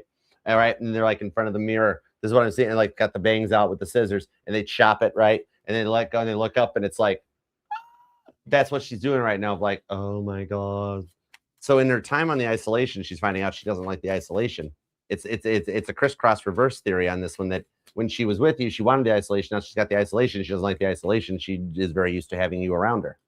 7 of Cups, and the devil's taunting her with it. Like, yeah, you know what you did. You know what you did. The devil does stuff like that. Knight of Swords, 7 of Swords. She's actually going to come clean on the lies, the stuff that she told everybody else. She's going to come clean on that. And the ones that she doesn't come clean about, that she lied to you about, she's going to cut them out and block them out. Wow, she's on cleaning. She's on cleanup committee. Tower card. She's on cleanup committee, dude. It's like she went all the way around it. And now, after cutting you out, everything else out, now she's cutting out everybody else. See, she's still going. She's still going. But it has to happen this way because the 7 of Cups, 7 of Swords peanut gallery is the ones that put all these thoughts into her head in the first place. I guarantee you, you know the friend. You know the friend that looked at her and said, divorce his butt. Divorce him. You know who told her that. Now she's sitting here. Why did I do that? Why did I listen to her? Why did I listen to this? Why did I do this? I shouldn't have done this. She's processing through that stage. That's why you're going to start seeing like some different synchronicities on it for what she's going through. All right. The Seven of Swords coming out shows the only true feelings she has are for you. There is true love for you. The stuff she said mean to you, the digs, the cuts, the stuff that hurt, right? Those were the deceptions. Those were the lies. She did not mean it. She was acting out of haste. She spoke before she thunk. Okay. Sun card, Five of Wands. Let her learn this lesson. Oh my God, I just saw my grandmama. I just saw my Sag grandma. All right, the November 24th grandma. All right, everybody gets two. This is the December 20th one, and this is the November 24th one, who actually said she's going to need a little tough love on this one. Going to need some tough love. Five of Wands, Temperance card. You can't help her right now. She has to find her way on her own. You know that. She finds her way back to you. But in this one here, let her learn this lesson right now. She needs to sit with that. Okay. It's a very big lesson in respect, I'm being told, for her. All right. Cool. Three of Cups. You guys will be okay. That I don't. Yeah, see, I don't owe you anything. She's grappling with it, right? Because if she doesn't owe you anything and she doesn't give you closure, there's no closure because she doesn't want the closure. Page of Wands. Let her work through the Sagittarius energy on that. Literally, grandma just popped back on and said, I already said that, Archer. All right. Tough love. Tough love. Okay. Literally, grandma told me stop. Oh, my word. Okay. Who's up next? Kate. All right, Kate. All right. Tap me into Kate's energy. 123, 30. Was that 23? Yeah, 123, 23. Hi, Kate. Spinny hugs, Kate. I got to stop by and see your lives again. I have had so much stuff going on here. Please, y'all, everybody, please forgive me on the Christmas presents have made it into the back end of the Jeep. I am that close to making it to the post office. We're in progress. At this rate, there'll be Easter presents, but I'm working on it. But Kate, I got to come by and say hi at the channel and stuff too. I've been running around. Whoa. King of Cups, Queen of Cups, World card, punt. Four of Pentacles, Four of Wands. Oh my God. It's Elliot. I can't give you a generic version and be like your twin flame. It's Elliot. King of Cups, Queen of Cups. Elliot's realizing he's, oh wow. Elliot's being re-energized due to a dream he had about you, then that he's realizing Elliot's ready for love. Elliot finally understands what in love means. Whoa. Fire horse vibes are good for this one. Oh my gosh, tell me more on the world card. I'm staring the world card down like it's a pretty, I'm staring at the world card like it's a fully functioning turnkey Knight Rider replica. And literally somebody just walks up with the keys and the title and like, here you go, Archer, all yours. And I'm like, oh my God, it's heaven. Apparently had a really good dream about you. Nine of Pentacles, Two of Pentacles, Three of Pentacles. Guardian angels are guiding him in your direction. Just so you know, he's in a single status. He's not bringing any baggage. He finally got through the emotional baggage on the King of Cups. He's completed the self-love journey, the healing journey, you know, call it what you will, on this one, and he's realizing that he's ready to go. He's coming back. And I'm not feeding your Delulu on this one. I'm pulling the vibes out of the shadow deck. I'm telling you, Wheel of Fortune, Chariot. Oh my God, he saw the light. Hallelujah. That's literally, I'm hearing you say that too, Kate. It's cool. Because he see the light, Wheel of Fortune, the Chariot. He's choosing to come back. He's already sussing you out. He is sussing you out. He is sussing you out. Oh my God, that's why I'm like, oh my gosh, that reminds me. I got to go over and check out Kate's channel on that because he's doing it. Strength card. He's totally doing it. Oh my goodness. Chariot and the Strength card. If I didn't know better, I'd swear you guys. Look at him. Like, okay, this is you. Right?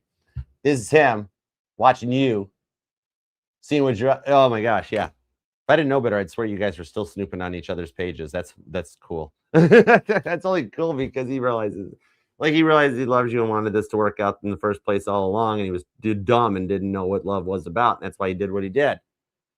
Nine of Swords. I literally just read the entire energy out that Nine of Swords, Kate. And I'm only giggling because, God, he's fought this for a minute. I don't love her. I don't love her. Yeah, right. No, I don't love her. Elliot. You keep fighting your feelings and you just keep face planting that wall. Ace of Cups. You're good. You got this. Kate. This is the reward for not giving up, right? 3 of Cups. This is totally the reward for not giving up. You better invite me to the wedding. I don't think we live that far apart. I think I can drive to you. I think you're driving distance. So I'll come to the wedding. I'm down. I think it's aren't we driving distance? Detroit? I don't know. You don't have to do. Oh my God! Don't give your public location out on the thing. I think we're drivable distance. I don't know. Anyways, I'm gonna come to your wedding. Elliot, basically Elliot. He just realizes he loves you. He really didn't understand what the word meant. Aw, I like that for you. I like that for you. 3 of Swords. Yes, you can forgive him. It'll be okay. Yes, you can forgive him for what he did. You're gonna. I mean, oh, I wasn't supposed to tell you that part. No, you really should take time to consider it and think about it. But God's like, no, she's going to forgive him. He might even get you flowers. Whoa, that's cool. All right, Ethereal Moonlight. Dude, there we go. Okay, you are at 127.37. I'm liking hanging out with you guys. This is cool. This is fun times, man. I'm having a good time. All right. How's Caleb and you for long term? How is Ethereal Moonlight and Caleb for long term? 127.50 if I didn't timestamp you. Or Melissa didn't timestamp you. Queen of Pentacles, Tower card, Death card. This can be a very profitable? Yeah, King of Pentacles. Okay, that's cool. I'm going with the words because right now I'm channeling. All right, let me go Bashar mode for a minute because this relationship has some very serious potential to transform through what you guys have been going through recently right now. The Fool card to the Justice shows that things are still on the proper track and direction for this to work out in the way that it's supposed to long term, that you guys can have the balanced, mature, profitable connection. Mother Mary speaks down on this one as well, that so long as the work is properly done to bring our 2 kingdom spouses together, yep, that's you two, King and the Queen of Pentacles, that this transformation does complete. Now, the Fool card to the Justice card does see that where you guys are standing long term is that you guys are currently in the test of achieving emotional maturity and proper communication. He needs to open his pie hole more, right?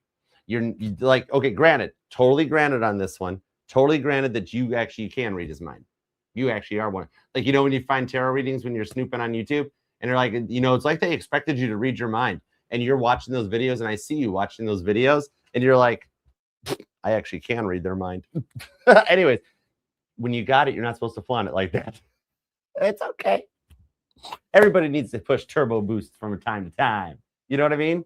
So the big thing on this one is getting the age difference being overcome and getting him to that stage and the point that he is ready for it. He does go long term. What you see in him is exactly what he does become.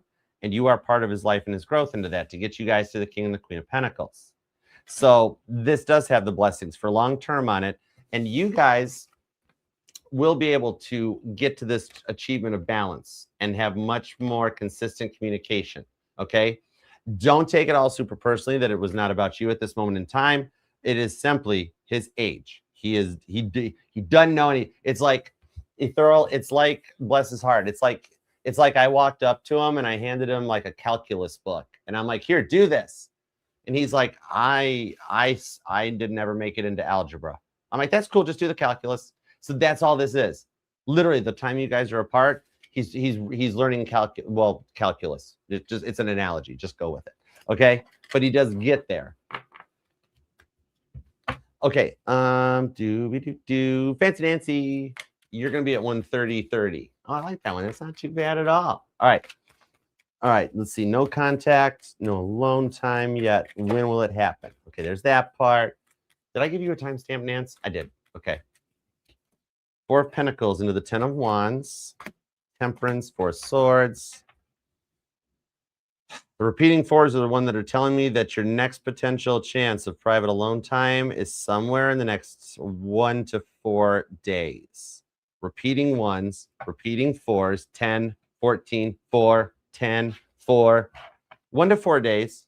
1 to 4 days. Okay. Let me find out why it's not happened yet. Let me see what's going on, why it's not happening yet. What we got for why it's not happening yet. Moon card, 8 of Wands. I don't know what it is on it, but he's tired out. 8 of Wands, the Moon card. He's got no go power in him.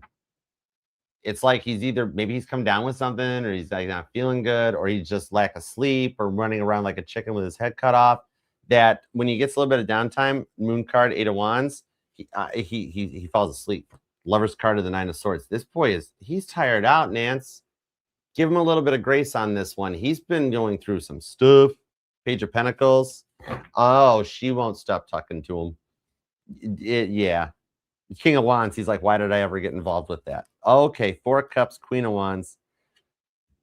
The connection's lost its spark. It's burnt out in passion on this one. And he's trying to figure out how to walk away from it because he wants to walk in your direction, and he's got to cut this thing out.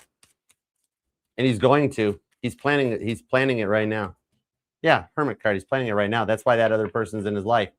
Knight of Wands. He's still on the right path. He's slow because he's tired out. All right. Give him a little bit of grace that once he needs to like turn his phone off for a day and sleep. 2 of Swords. Then he'd be back in and ready to roll. All right. So I hope that helps. Okay. 88. What's up, Baker? What up, little Baker? All right. You're going to be at 132.42. Charles Jochen Baker. Titanic Baker. I'll bet you were Charles Jochen in a past life. Can I just check real quick? Let me check real quick. Thank you. The Shadow card.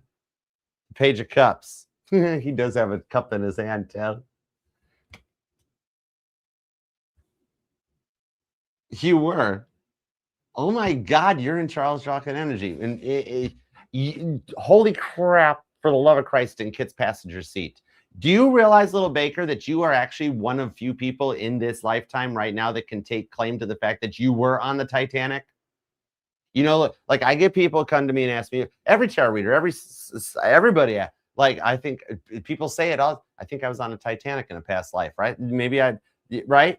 You freaking were on the Titanic. Oh my God, you actually got immortalized in James Cameron movie as the ship sank. Wow. 8 of Pentacles, drinking on the job too. He did.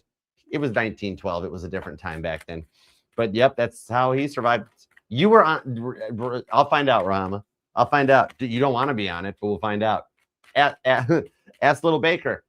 No, actually, little Baker didn't die on the Titanic. The Baker survived the Titanic. Well, okay, bad example. There's like 1,600 other people we could ask. Hold on. Ace of Wands. What's going to happen between you and Bruce? Ace of Wands. Do you want to know more? Yes, you do. All right, let's see. Seems like he still is. Okay. Ace of Wands. Yeah, he is. But anyways, 2 of Wands and the Lover's card. He's going to choose you because nobody does it right like you. You're the one where the passion is there, that spark, that one little extra kick. Okay. The vibes on this one with the 2 of Wands to the Lover's card. This is the fact that like any direction that he goes and anything that he's into, he has to think of you on it because you're that muse, you're that true divine part inside of him. Okay. The World's card. He's got to understand that. That's a big part of this one. Okay. What I do see on this one, World card shows him beating the addiction with the Lover's card because he chooses to. He has to. He comes to a point that he knows he has to do it for his own good. 2 of Wands to the Ace of Wands. That filters out the last indecisive moment in his life. 2 of Wands and leads him right in your direction. Ace of Wands, so 6 Pentacles. All right. If you haven't noticed it yet, he will start he's gonna go into your text screen and like a text message. Like if you got an iPhone, he's gonna heart an old text message. That's how you know it's on. Okay. Oh my, dude, we did a spirit box session not too long. We did a Titanic spirit box session. Let's see how tired I am. It is a Saturday night. You guys want to hang around by a campfire and tell ghost stories? Maybe instead of like grabbing one of the guitars, you want to talk to some Titanic people? Okay, we should probably do that. Okay, we should probably do that. That's a thing. We should do. You guys want to do that? I'll bust out the Titanic deck. You guys, I'm going to bore you all to tears. I know way too much about that boat. 30 years as a Titanic historian. You know what? I just reminded me I need to reach out. I have not talked to Ken Marshall in a long time. Anyhow, Bruce Beveridge too. Where's Bruce been at? He used to live really close to me too.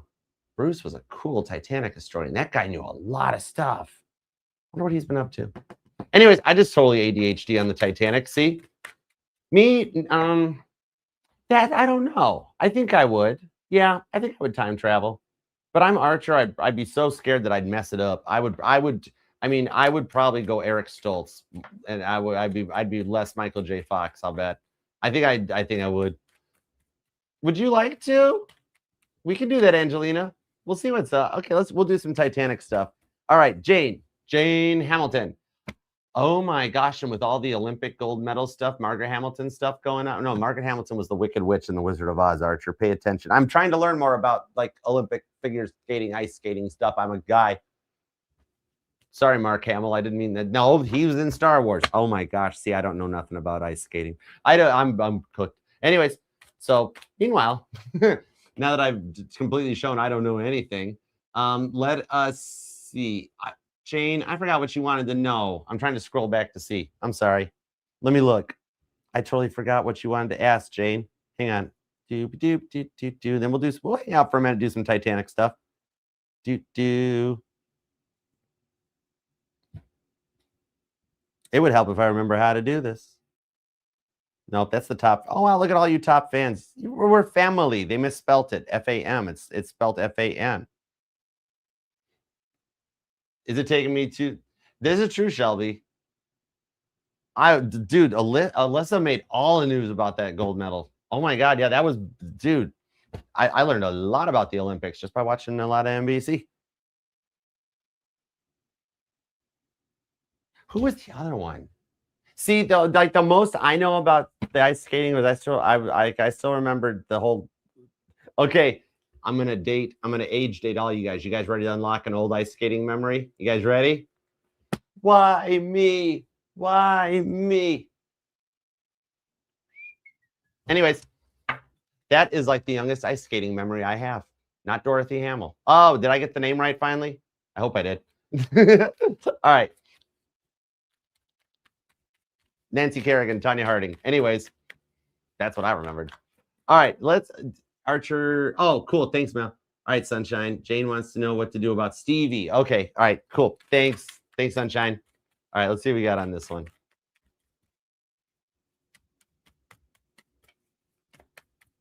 Okay. The Nine of Swords, Queen of Swords. In the silence right now, peace is being made inside of of their mind. Okay. What I'm being told on this one is that you love Stevie, the Hierophant, the Ten of Cups. You just don't like how long it's been and what Stevie's put you through. But do understand that in the silence right now, Stevie is working to make peace with themselves internally in their own mind and to come out of a very unknown, indecisive place, right? The High Priestess to the Ten of Cups, it does show that deep down, you guys do work out on this one, okay? The thing that you're questioning on it, I'm being told by the High Priest on this one, okay, the Hierophant vibes, is that it's like if I could walk up to you right now and I could say, hey, look, on March 3rd, everything's going to be okay. You'd be like, cool, at least I know when. I can handle that. But it's that fear of the unknown that's led you to a point where it's like, I don't know if I want to do it. I can't do this. I think I need to walk away from this one, right? Now, the vibe on this one is telling me that you've made it this far. You've waited this long. And deep down on a soul level, 10 of Cups to the Hierophant with the Death card, you love him. So you know that Stevie's worth it, right? The Death card on the King of Pentacles, God's asking you to trust in this process because it's written in your blueprints. Remember to pray, Jane. 9 of Cups. Remember to pray for them, especially when it pops into your mind and you're thinking about Stevie. The reason Stevie keeps popping into your mind right now through this 9 of Swords, I don't know if I didn't know better, I'd swear the fam message resonates to you, Jane. Because it's like, at this time with what's going on between the two of you guys, do trust in the process that's going down, that it's happening for the greatest good, that if it happened one moment beforehand, it would not work out. God does know the time and the process. So to say those prayers, that's going to really help bring this all together faster and give you the clarity on which way you want to go and what you need to do. Okay? Deep down, you know you don't want to give up on Stevie either. It's just that Stevie needs that time to find their way. All right. I can tell you on this one that stuff all works out before Taurus season. I'd love to tell you sooner, And I don't think it's that long for communication, but God will not let me have an exact date on this one because he's got some work to do. You know what he had to get over, what he had to overcome to be ready for you, Stevie. Steve, boy or girl, no masculine energies. I don't know. You know what I'm going with. I actually had a buddy that was named Stevie. Look at Steve-O, right? Anyways, what I was seeing on that. Meanwhile, back at the ranch. Just so you know, Stevie's in the masculine energy. You already know Stevie's the unawoke masculine. Okay, cool. So we're good. You're not sitting there being like, Archer, right? No, sorry, we're good. But do rest assured on this one. I can give you that much of reassurance. It is written in your destinies, in your guys' blueprints, that by Taurus season, this has worked itself out. Don't give up on Stevie, but continue to pray. Okay? It does work out. It's not for a lost cause. It's all happening for a very good reason. And you guys do work things out. Okay? You don't have to cut them out just yet. Is it we're all good. I want to make sure we all want to be good. But I do see on this 10 of Cups, you do have the potential to make a solid decision during Pisces season. 10 of Cups. Okay? Don't give up on this one. I'm being told before Pisces season ends, Jane, you'll know that it's worth it. Okay? And before Taurus season, the two of you guys will be fine. Okay? Don't give up on Stevie yet. Stevie's good people. You know this. Stevie's just got a lot of stuff they're ironing out. And they're ironing out to kind of be ready for you. Okay? 14-second full-on hugs before the spinny hugs, okay? You do got this. It'll be okay. At least I can give you a time frame. And remember to keep the prayers. It's good. All right. Thank you, girl in love. Okay, I could see that. That does kind of make a little sense on it, Jane. He's finding his way. He's worth it. Deep down, you do know it. It's just really frustrating, right?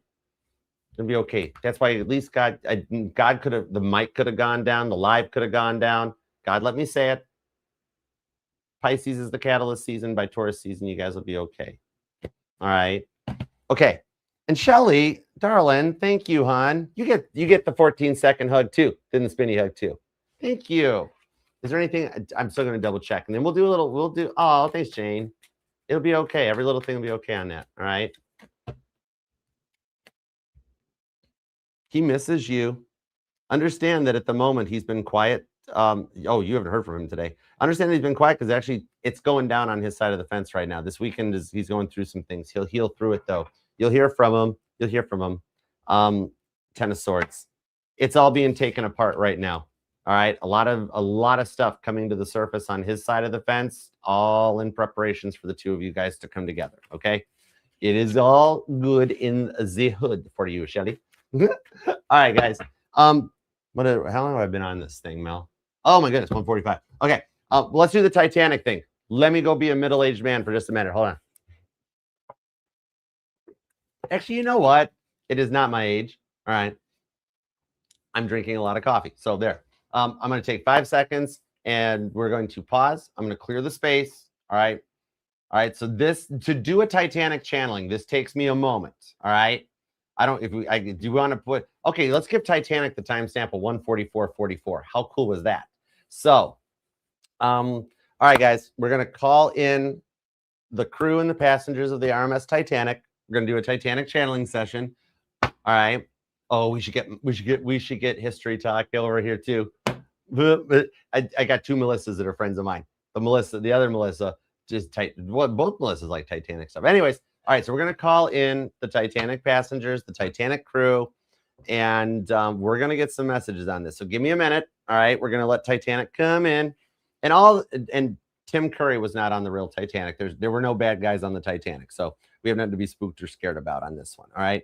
But the nice thing by doing it, the reason I do it this way is it lets me come out of the intuitive tarot energies so that we don't just need to sit there and listen about how Charles Lighttoller's wife was jealous of Violet Jessup. We don't need the drama unless you guys wanted to know about that. But there you go. So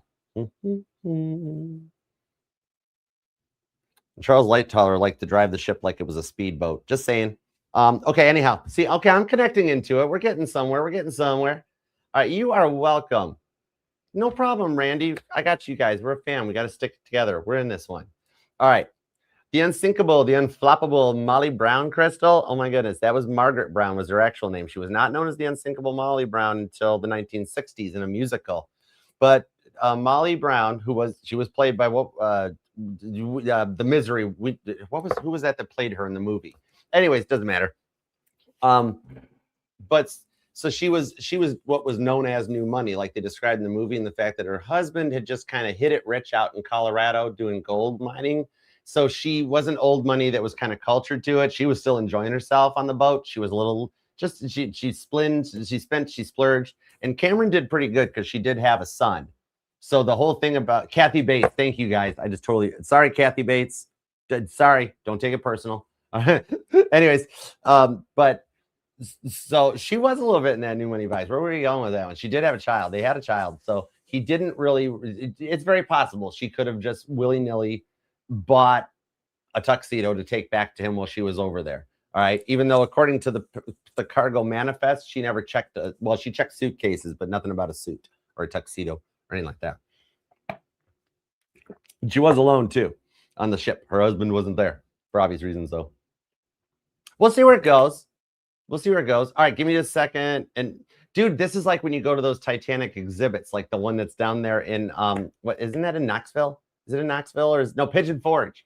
And you get the handed that card. Oh, I'm a bummer. I am like spoiler alert at those Titanic things because as soon as I get handed the passenger card, I'm like, oh, I know who that was. I'm dead. I ruined it. The last time I did go to one, as we were walking down, there's a hallway or a corridor that looks like you're going. Well, they call it third class, but it's actually where the crew slept. It's like Scotland Road, the long hallway on F deck in the ship. And they were talking about third class stuff, and I started. It got to the point that the Capricorn I was there with when we went to it was like, even the tour guide shut up, and I was doing the tour. Once I found that out, it was embarrassing. I was like, oh my God, they're all listening to me. It was way before I had the channel. And so I was like, it was different. But okay, let's find out. You want to find out, Sandy? Sandy, maybe you and I were like the music. Actually, I know where I was at on April 15th, 1912. But maybe you were the one, Sandy. It has been a privilege playing with you this evening. Anyways, I'll be right back. All right, come on in, you 2,200 people. Yes, it is not time. Yep, we're not leaving that old tin tub. We're not leaving at the bottom of the ocean. All right, let's bring it back up again.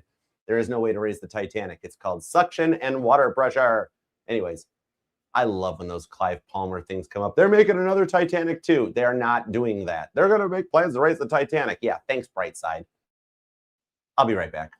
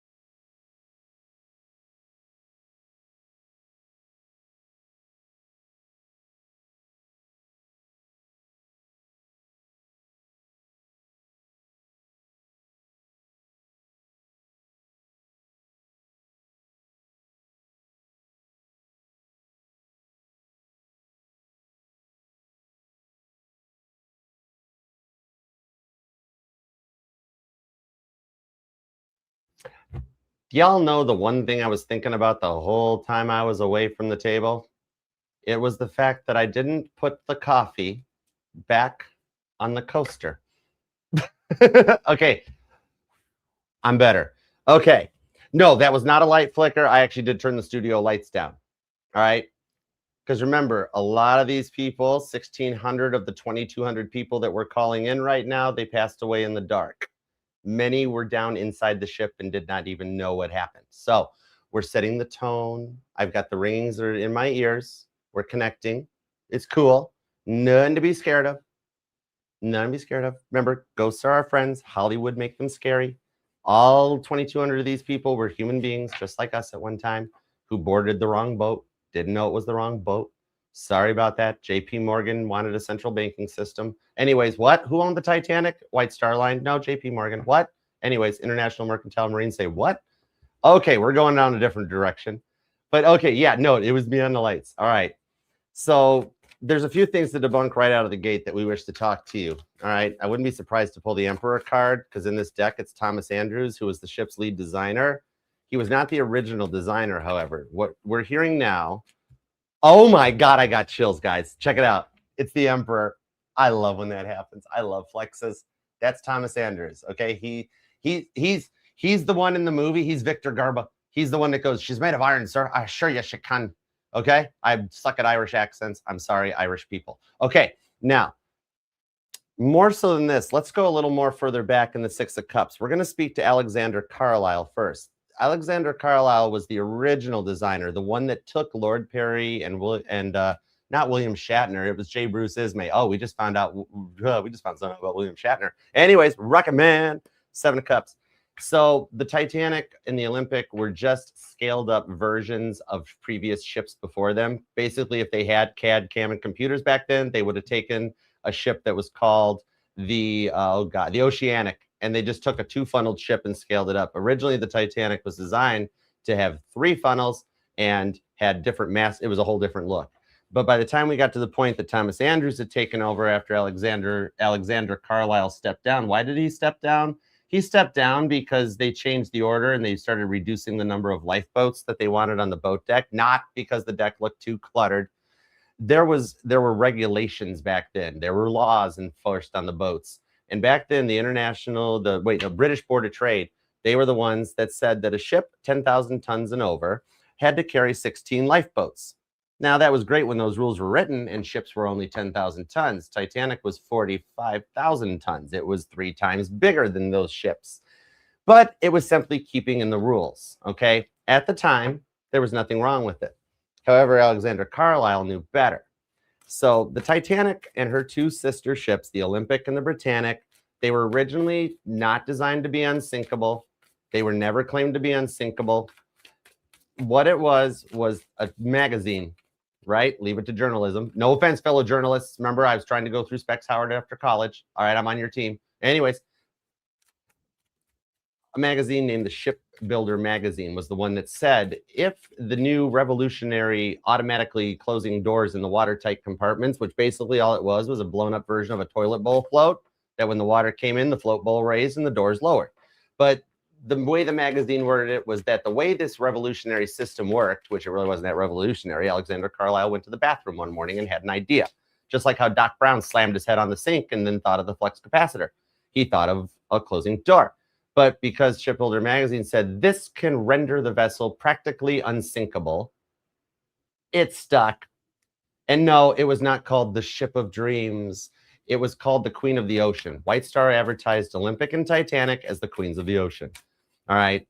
Anyways, they were just designed to be the 747s of their day in a competitive race. Okay. It's sad to think that we wouldn't even remember this ship except for what happened to it. Now, on the Knight of Cups here, we have a gentleman that's being depicted. This was a second-class passenger who wishes to speak to us for a minute about what he experienced that evening in order to associate it to some of us, because second-class passengers would be what the most of just your average working-class hero would be. Then we'll talk to Chief Officer Wild, because this man got a really bad rap. So we're going to hang on to him for a second. Ace of Pentacles. Let's carry on now. Here's the message we have on this. Now, with this 9 of Cups energy on this one, there was a lot of confusion going on. that they were in a moment that nobody had realized what was going on behind the scenes, that the ship had hit this iceberg because much of the ship didn't feel it. And so to him, things were business as usual. All right. He was on D deck, all right, near the center of the ship. So he did not feel the vibrations or the shudders of the iceberg. Now, what he's telling me is what he saw is that him and his children were woke up by the sound of a door knocking on the cabin next door to theirs. And that it was two cabin neighbors, okay, that had come out to talk about, had you heard there was ice up top? And so this woke him up. And in his sense and his natures, he woke up and got his children up too and began making preparations before anybody Stewart-wise had come around to tell us that the ship had hit an iceberg. No, I was not interviewed I was not at any of the inquiries afterwards because I did not make it. We attempted to get our way up to the boat deck, and by the time that we had gotten there, the side of the ship that we were on, a beautiful officer, I know it's Charles Lightoller, he didn't know it was Lightoller, told us that men were not getting into the boats, women and children only.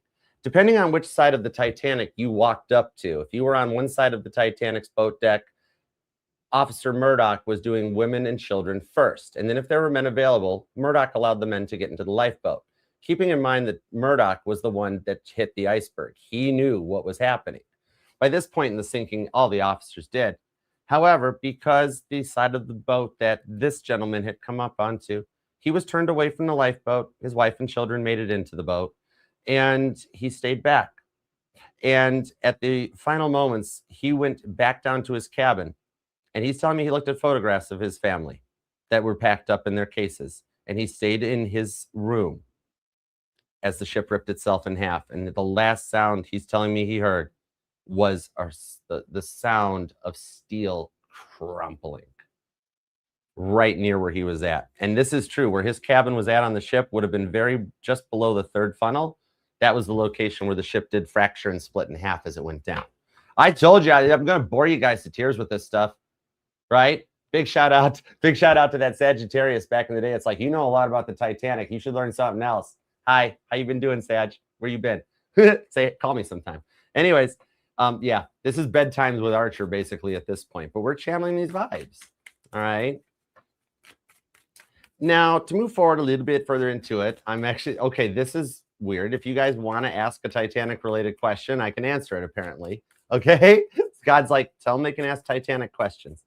I was horrible to go watch the movie with. I was bad. I sat there and like critiqued the whole thing. I'm like, the masts aren't the color of the funnels. The mast should be a darker brown.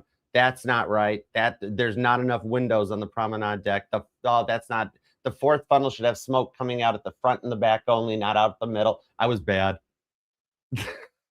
I would sit there while we were waiting in the ticket booth lines back in the day, and I'd be like, so you know what happens at the end, right? Get 6. Okay, yeah, here's a couple of questions. All right, we're going to open the floor to questions apparently because Chief Officer Wild, he's our next candidate. He's still ticked off about the whole thing. I'll explain in a minute. He really missed the RMS Olympic. One of his last thoughts was that. All right, let's answer some questions. This is fun, guys. All right, okay, starting with Shelby. Was Shelby on the Titanic? Give me some vibes. Was Shelby on the Titanic? The Knight of Cups, Ace of Swords, the Two of Wands. You were not. You were not. However, here's the thing on this one. Okay, don't be mad at me. You were a guy in this lifetime, okay? And just because, Shelby, just because you're a girl now doesn't mean you were a girl every single lifetime, okay? We all have masculine and feminine energies. Each lifetime is depicted by which energy takes dominance. Okay, this might explain a lot about your interests in like, not so much the music, but the engineering side of things. Because where you were at was in New York. You were oh my God, how do you say his name? David Sarnoff. You were the young boy at the top of Waddlemaker's department store, where the department store as a novelty had set up a Marconi set. So you could mess around with it. It was just a novelty. Young David Sarnoff, he was the one that had the headset on at the moment, and he received the message from the Carpathia that the Titanic had sunk with a great loss of life. He was the first person on land to get actual confirmation that the Titanic, had not been saved by another ship and being towed into port. It didn't rip in half and part of it stayed afloat as a lifeboat, that it had gone with a great loss of life. He received Captain Rostron's communication from the Carpathia.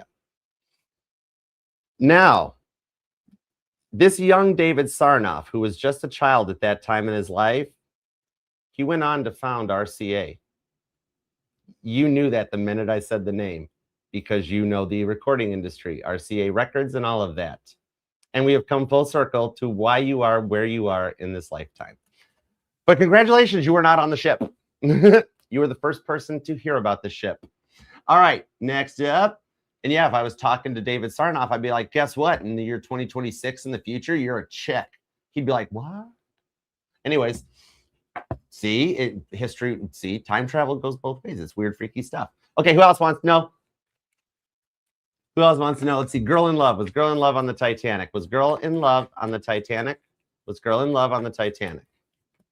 Seven of Pentacles. You were on the Carpathia. You were on the Carpathia. You gave up your room. Shut the front door.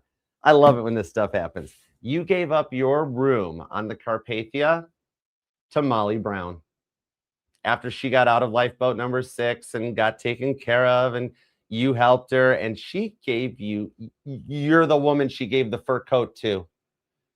Oh my goodness, Girl in Love. When you passed away out of this lifetime, which you passed away September 3rd of 1935, you still had Molly Brown's fur coat. And I believe that coat has been donated back and is on display.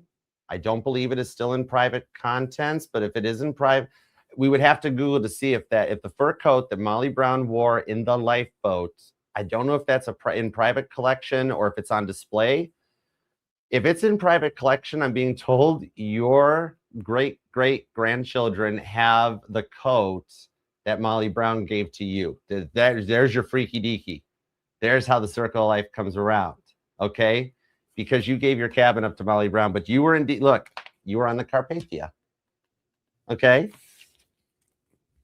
Very nice of you. All right, what else we got? Who else wants to know stuff? Angelina, total shut the front door. Sandy Davis. Was Sandy on the Titanic?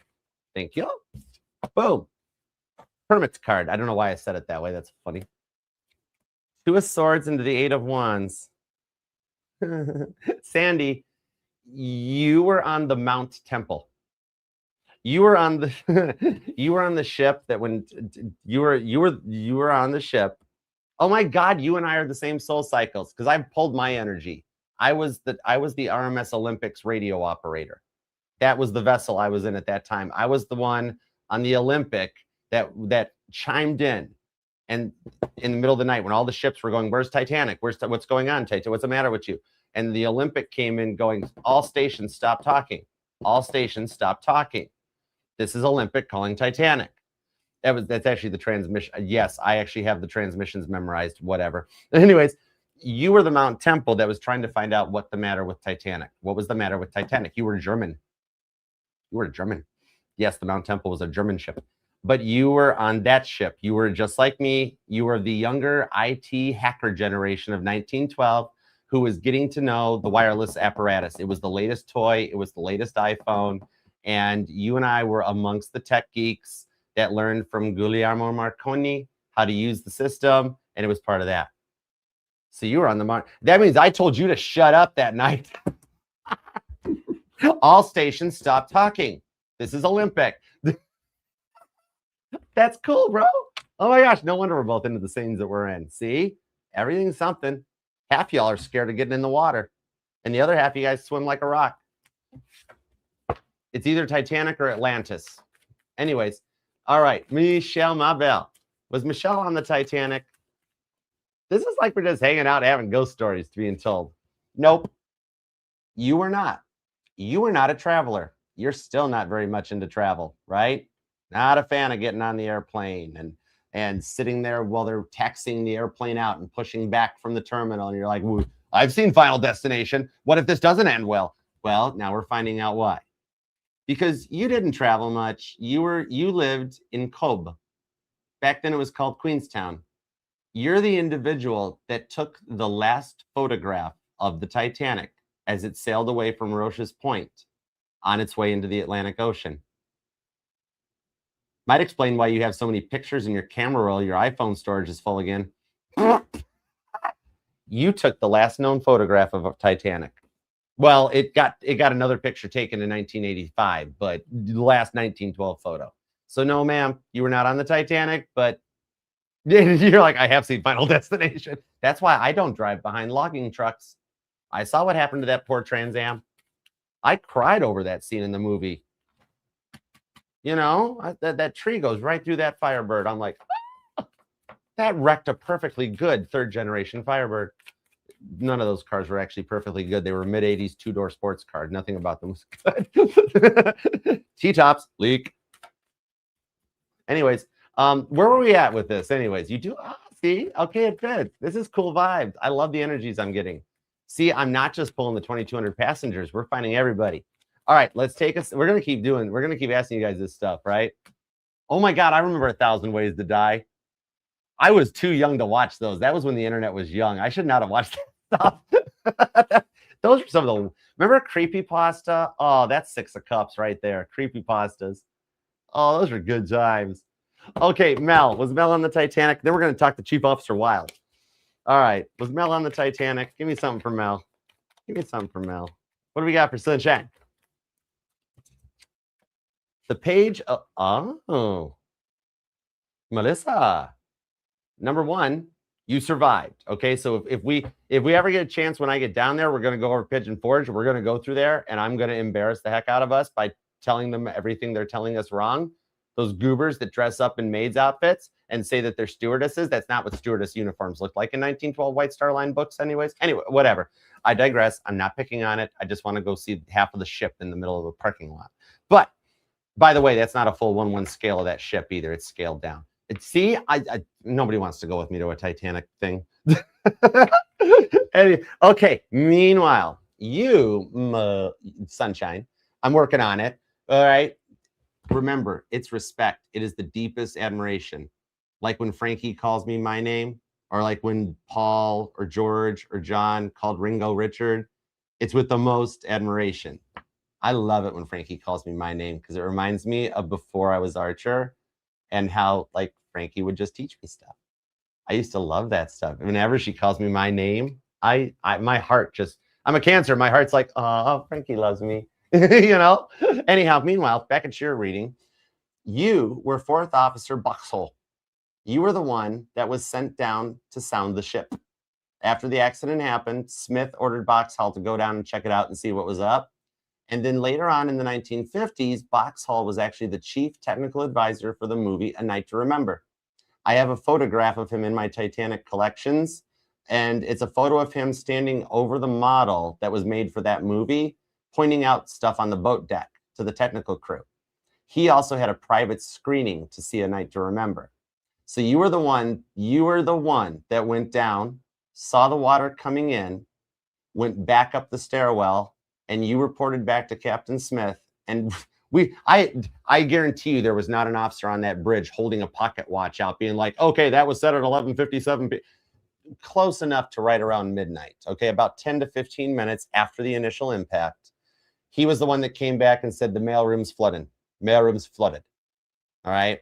That was the catalyst point that they knew they needed to get the ship sounded. And Boxhall was the one that resulted in Thomas Andrews showing up. It's left out in the movie. It appears that the ship hits the berg and all of a sudden Andrews is being summoned up to the bridge, right? There was about 20 minutes that went down between those two moments. And the first person to go see what happened was you. You were 4th Officer Joseph Boxhall. That's why you got a thing for the name Joe or Joseph or something. Don't know. The name Joseph follows you all forever and always. Because of that, because it's him. He still actually lives within you a little bit. It's a bit of how you always have that ability to keep sense and sounding the situation, because you were the one that sounded the world's largest ocean liner on April 14th, 1912. All right. Deep. You got to look up Boxhall. Joseph Boxhall has a really good history and very highly decorated too. He was he was a good officer. I would totally, if I had been Captain Smith in that lifetime, Captain Smith was an Aquarius, by the way. But if I had been, I would have totally wanted Boxhall on any of my ships. And those officers, they roamed around like college co-ed buddies. They were frat boys. They were sailors, right? They were sailors. They were frat boys. But Boxhall was one of the good ones. All right. Dooby. I don't know why, but I'm looking at the super chats. Oh my God, I'm staring at myself. There we go. Okay. What else are we doing? No, actually, I liked it better that way. I have no clue why. Whatever. That's fine. All right, let's see. Crystal, Titanic or sister ship? I'm being told there was a reason you asked about both ships, but I'm being told, no, you're not Violet Jessup. All right, so hold on. Hold on. Remember, everything is energy.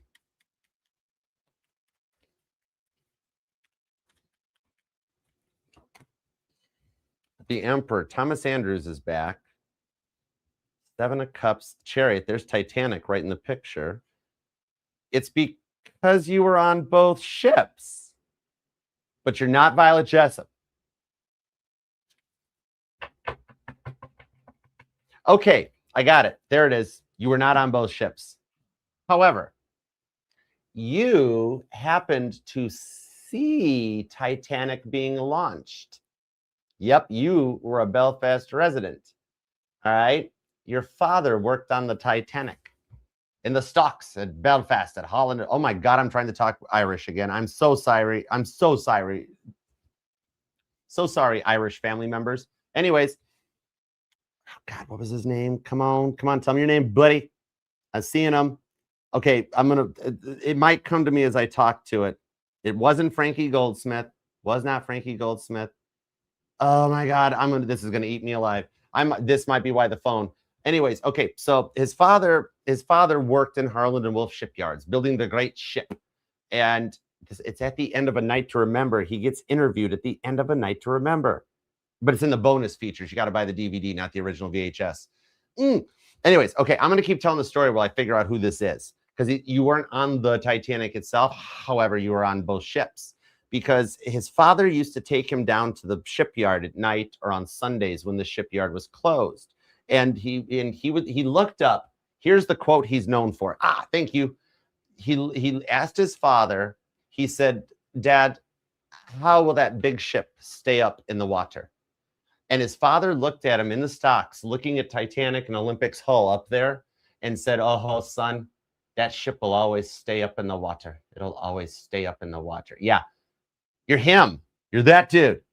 And later on in his life, he sailed on Olympic back up in the 30s. Like the 1920s or 1930s, he sailed on Olympic.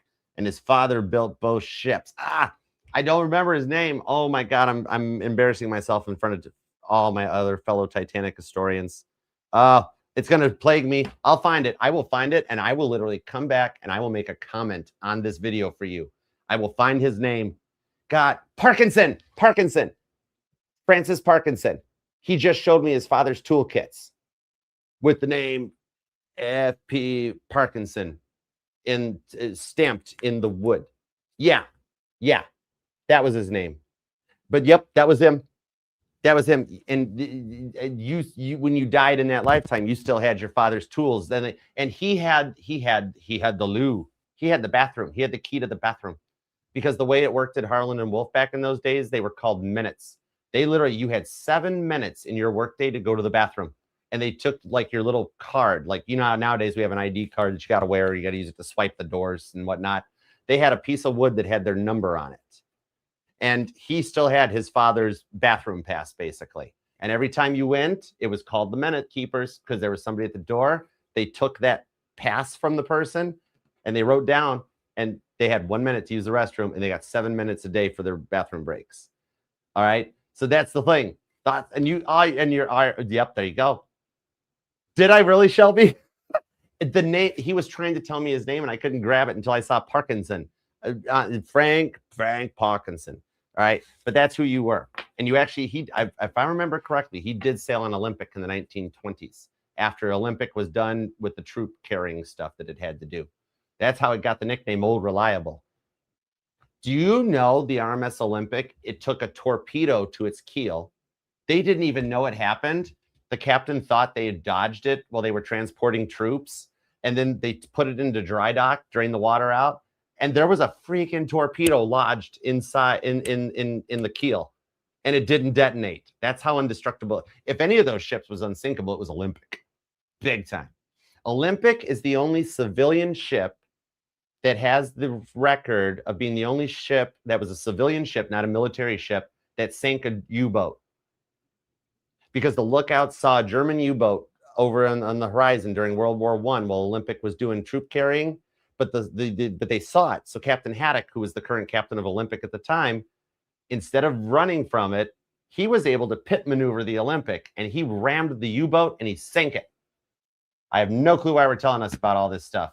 I mean, just because the 2026 calendar is the same as the 1942 calendar does not mean anything. And because 2025 was the right rabbit is irrelevant to anything that's going on in the world. This is history repeating itself. Oh, I like Craig Johnston. He's cool on TikTok. I dig that guy. Anyways, okay. Who else wants to know what? Okay, Roama. What's up with Roama? Where was Roama? Was Roama on the Titanic? What was Roama doing April 14th, 1912? Wow, I said it like you were a documentary recorder, a voiceover artist, all right? That had like, oh, that had depth to it. I loved it. Ace of Pentacles. I knew it. Well, I didn't know it until just now, but I figured it out. Okay, Roama, yes, you get claim to the Titanic. You were actress Dorothy Gibson. There's a lot about her available on the internet. Dorothy Gibson was a young actress who was sailing back home to visit her man. Okay, she was traveling for work, actress, making movies, and her husband was a producer back in Hollywood, and she survived the sinking. She survived the sinking, dangling out of a lifeboat. This literally happened to her. She got hung up in the lifeboat ropes. Okay, now afterwards, though, she went on to make a little bit of a pretty penny, in that she was actually the first. Think of you as the first Rose DeWitt Bukater. You're going to have to you're going to have to write that down. But anyways, Dorothy Gibson, after the Titanic sank, she was the first actress that they made a movie about the sinking of the Titanic, okay? It was called Saved from the Titanic, starring Dorothy Gibson. And in the movie, she wore the robe and the slippers that she wore the night she boarded and got into the lifeboat. This was filmed in May of 1913. She was still traumatized from what she saw that night. Okay, so now here's the part that's going to really get you, because I know you're already writing this down to Google it. You're a Sagittarius. Okay, I know Sagittarius says hi. Anyways, there are no copies of the movie exist. There is not one Titanic historian who has seen this movie, because there was a studio fire after the Great Depression and the movie was lost to history. Okay, there's 3 known photographs of Dorothy Gibson filming the movie about Saved from the Titanic that are available online. However, no copies of the movie exist. However, in that lifetime, you were there, you did film the movie, and you actually know the entire movie. I'm being told to tell you, Roama, you need to Google Dorothy Gibson, find the 3 photographs of her filming the movie called Saved from the Titanic. I'm telling you, you look at those photographs, you will get the same vibes that I get when I go to Cleveland to the Rock and Roll Hall of Fame and I'm standing in front of John Lennon's guitar, and like I can hear Shea Stadium, I can hear the cheering, I can hear the strumming. Every time I look at that, I hear A Hard Day's Night, that D6 chord that the 3 of them did. I'm telling you, you go look at those photographs, you will actually remember the movie. You will see more of the movie by looking at those photographs than me or any other Titanic historian has ever gotten to see. You will remember filming the movie. Be careful. You may remember and have visions, and you may see the Titanic sink again. You may remember what you experienced in the lifeboat, watching the ship rip in half, watching it fall apart. And I'll tell you what y'all think you saw in the movie, when the thing just goes up and rips and it's good, it was the most catastrophic, horrific thing to see, watching that ship rip itself to pieces. Who's telling me this? The Guarantee Group from Harlan and Wolff Shipyards. Artie Frost. Artie Frost is telling me watching the ship rip itself to pieces was the most horrific thing that no movie could ever portray properly. Okay. Anywho, but yeah, you're Dorothy Gibson. You're an actress. You're an actress. You're a thespian. You must feel the room. Maybe you're an Eric Stoltz energy too. I don't know why. We're getting really deep on this stuff. What's going on over here? Oh, hold on a second. Let me check on this. Oh, wait. It's okay.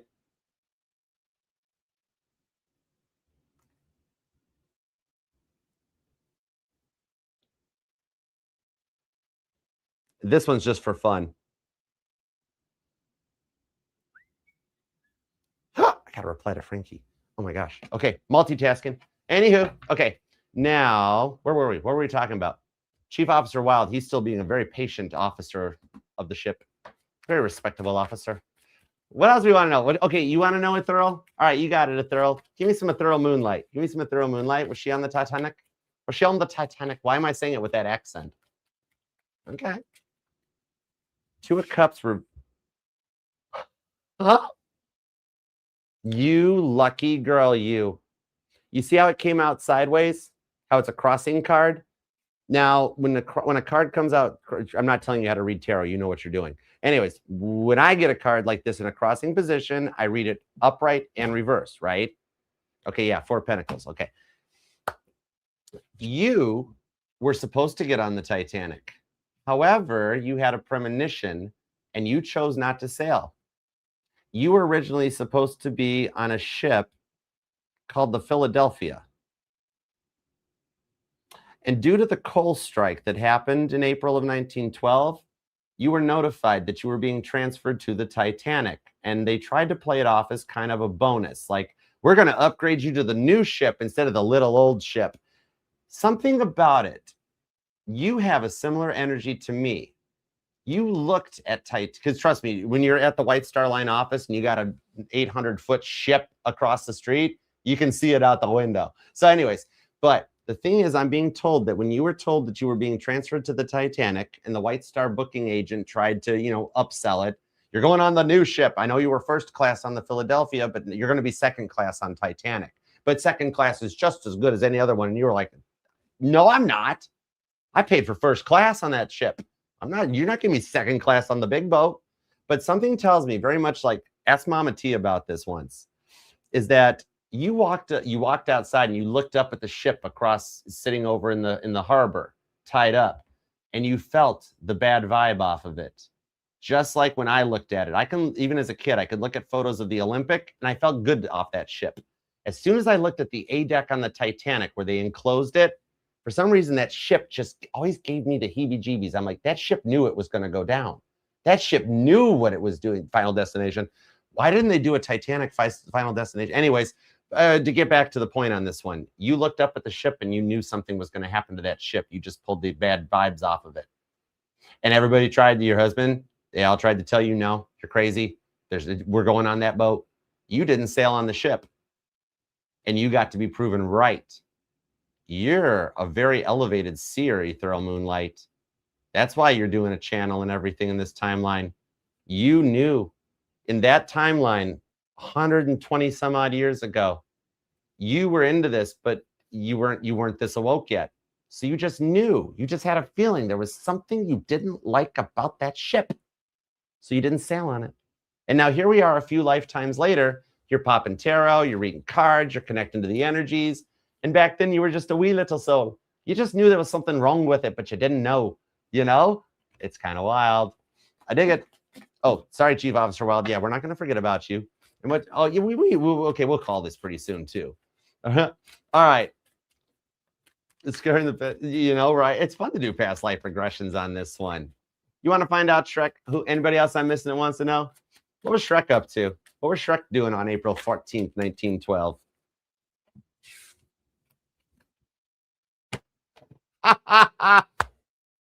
Sorry, that was my real laugh. That wasn't the nice, pretty, made for TV, made for YouTube laugh. That was my real laugh. That's embarrassing. Anyways, you, good sir, were John Jacob Astor. As soon as this card popped out, Kate wants to know. Okay, cool. You got it, Kate. You were John Jacob Astor, the richest man on the ship. Nope, Benjamin Guggenheim was not the richest man on the ship. Aster was.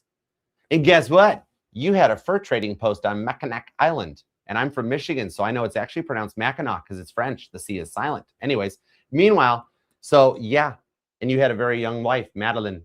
Big age difference between John and Madeline. She was expecting as well. This was one of your most successful times in your life until JP Morgan decided he didn't want you around because you opposed the Federal Reserve banking system. Oh, wow, this explains so much about you right now. I like this. This is cool. Yep, because Astor, Strauss, and Guggenheim are the reason the Titanic's at the bottom of the ocean. But anyways, that's for a whole, that would take this channel in a whole different direction if I explained that to you guys. Anyways, is Paul McCartney really dead? Do we know? Anyways, meanwhile, back at the ranch, you were John Jacob Astor.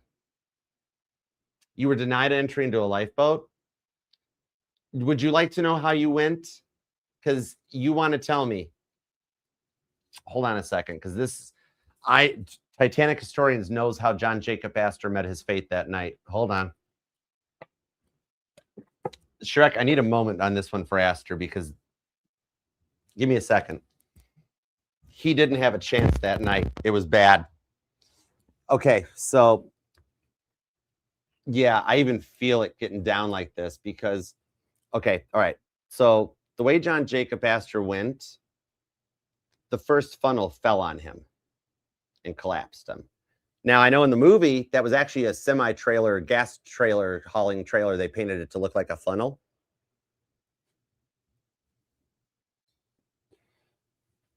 You put Madeline in the lifeboat.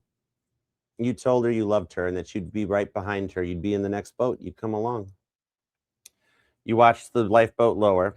You went to the lounge. You had a brandy. And I know you're saying, oh, you're just coming up with everything that really happened, Archer. Nope. This is Astor. You want to know how? Look up where John Jacob Astor's birthmark is, and it's exactly where yours is. Okay? So, meanwhile, back at the ranch, you went and had a couple brandies. You went back to your stateroom. This is all historical record at this point. You went back to your stateroom, and you loaded up all the money out of your safe.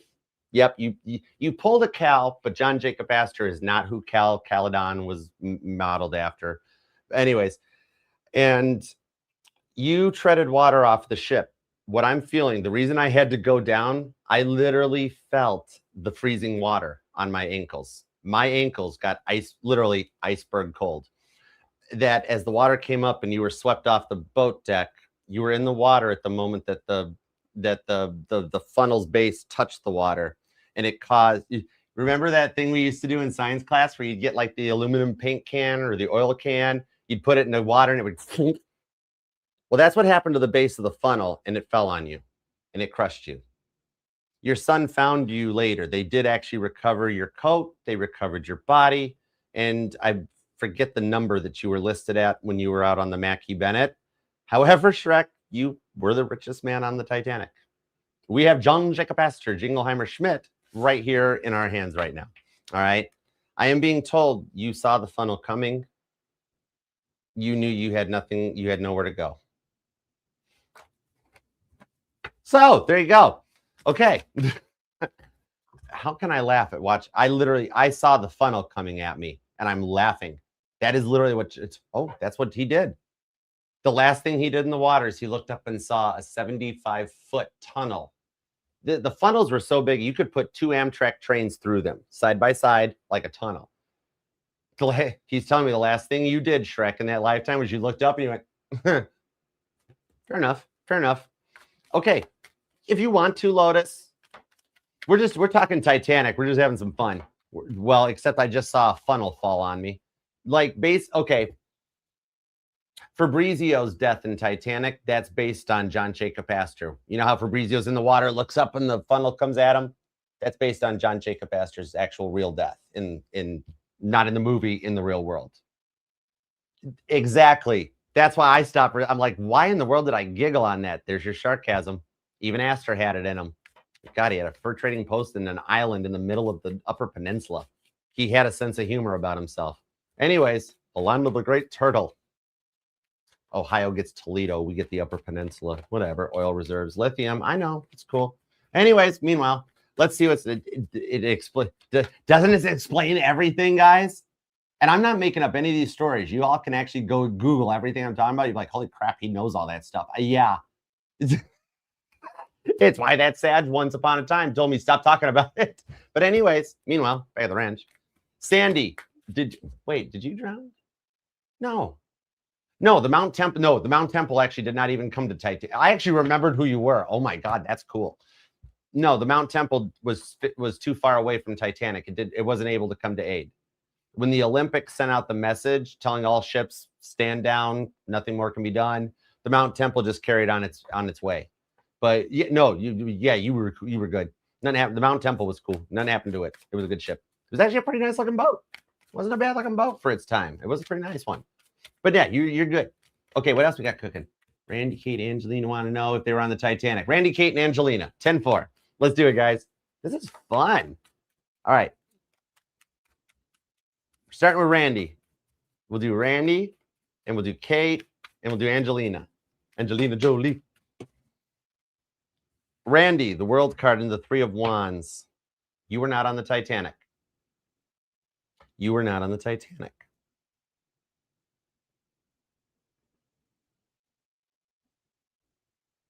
Yes, you were.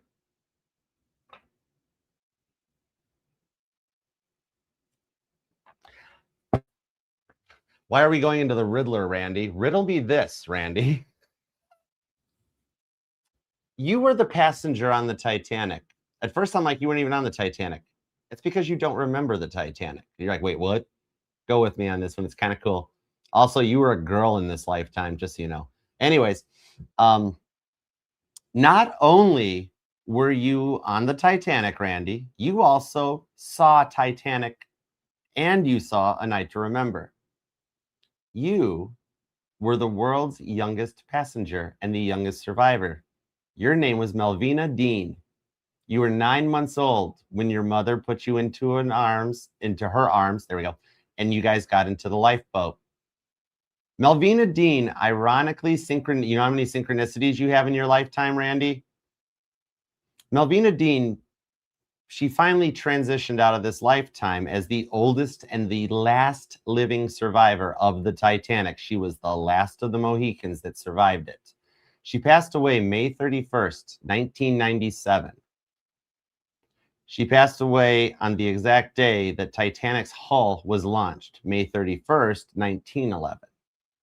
You, in your soul, are bound to the Titanic. You literally have a trauma bond with the RMS Titanic. And you were alive to see the movie. You were alive to see A Night to Remember. And you were the one, it was you. You were the one in 1950s that said that thing broke in half.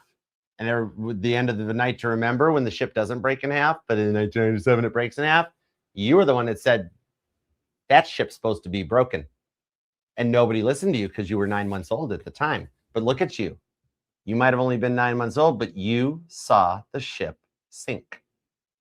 You had a childhood memory inside of you of seeing the ship sink. 9 months old. I don't care if the human brain hasn't developed at that point or not. You see a 40,000-ton ship rip itself to pieces. You're going to remember that. You might not be able to talk about it. You know, the thing about this lifetime. Do you remember any memories from 9 months old? Of course not. But you saw that. You definitely remember it, right? Anyways, so yeah. All right, now, okay, Randy, Kate. Why in the world did I miss the third name? Randy, Kate, Angelina. There we go. Okay, Angelina, your story is going to be a little deeper. Let's find out. All right, what's up with Kate? It was you, Randy. At least you didn't have to testify at the inquiry as you were like 10 months old, so you were fine. Okay, Kate, Ace of Pentacles. Tell me more. The Dwajniaks, John Jacob Astor. You interacted with John Jacob Astor. You knew of Dorothy Gibson. Oh, okay. You actually, okay, you were on Titanic. You've got a pretty high state to claim on this one. You were the purser. You are in Purser McElroy's energy. the one that was in charge of the money, keeping track of the jewelry. It was where the passengers went to the purser's office to make their requests to send Marconi grams. You were in charge of Titanic's money. Because remember, Titanic was like a city at sea. It had a barbershop. It had its own food. It was self-contained. You were the banker. That's why you like Monopoly. You were the banker. You were the purser, Chief McElroy. And the purser was not the master of arms, the one in the movie that's like does the handcuff thing on Leo. No, different people. Different people. But it is a reason why you have an issue with money. And don't get this in the wrong direction, because it's not that you have a problem like you suck at spend. No, it's not budgeting or spending. It's the fact that you were listed as a passenger on the Titanic. You never, it's like you never make what you're worth. Even right now in this timeline, today, you know with what you do for a living that you're worth more than what they pay you, right? Even back then it was at that point. But it was your love of the job, not the love of the money. It was the love of interacting with people. You helped them write their messages when they wanted to send, and until April 14th, all the Marconi was a toy. People came down and like, hi, at sea on Titanic, wish you were here. That was what was getting sent, but they charged for that stuff. They made money off of it for the White Star Line. Well, I think Marconi did. Yeah, it was Marconi. It was a separate thing. But so you were the purser. You were the one that wrote out the receipts that the people, I must have my jewels. I'm getting on the lifeboat. I need to collect my jewels. You were that. So yes, now, okay, now we're at the point where we're at the Titanic exhibit, and I'm going to hand you here's your boarding pass. You didn't make it. Do you want me to tell you how you went? Because the purser's death is never actually, it's never made it in. I mean, there was 1,600 deaths to talk about that night. It was a little busy, but it's never been featured in a movie, but he's telling me what happened. Okay, he's telling me what happened. He slipped and fell down the grand staircase. It's why when you do see pictures of Titanic's grand staircase, or when you watch the movie, it wasn't about Jack and Rose putting the hand out as she walked through the door and all the people were staring as she walked up the staircase. And there's Jack at the top of the staircase just sitting there all cute waiting for him. Right. Because the staircase, it resonates to you, because in this lifetime, it was what took you. You didn't die from hypothermia. You didn't drown. You were heading up the staircase to the boat deck. You slipped on the tile and you hit your head on the staircase and you succumbed to the injuries before the ship went down. Just so you know, you never succumbed. The water did not take you. The staircase did. Okay? And then I just end it with an okay. Like, yep, there you go. Right? Where you're like, well, I'm here now. So, I mean, it's okay. It was 1912. I'm not going to hold it against you, Archer. Okay, cool. Thank you. But it's... wow. I don't think I've ever seen McElroy. Wow. I don't think I've ever seen his death. Whoa. Okay. Anyways, so there you go. He loved that ship. He loved that ship. Wow. He was really proud of that ship, and he was just the purser. Aw. Fondness for the ship. All right. That's cool. This is kind of cool. All right. Let's see. You're not mad at me because why, Archer? It wasn't I didn't pick it. I didn't do it. All right, Angelina. I gotta know. Hang on, Wild. We're getting to you. I know you had something you wanted to say.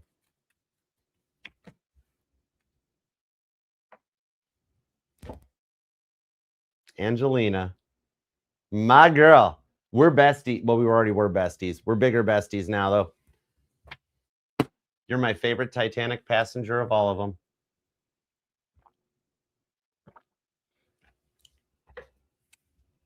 J. Bruce Ismay. As soon as I laid the Two of Pentacles down, I heard Ismay's voice, and I have talked to this man many times.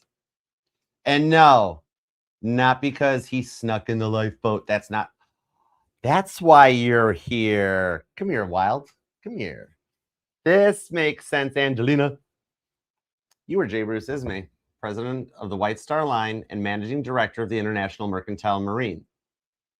J.P. Morgan was a buddy of yours. They roamed in the same circles. It was your brain at a late night evening dinner party with Lord Perry of Harlan and Wolff in 1907 that you guys conceived of the ships.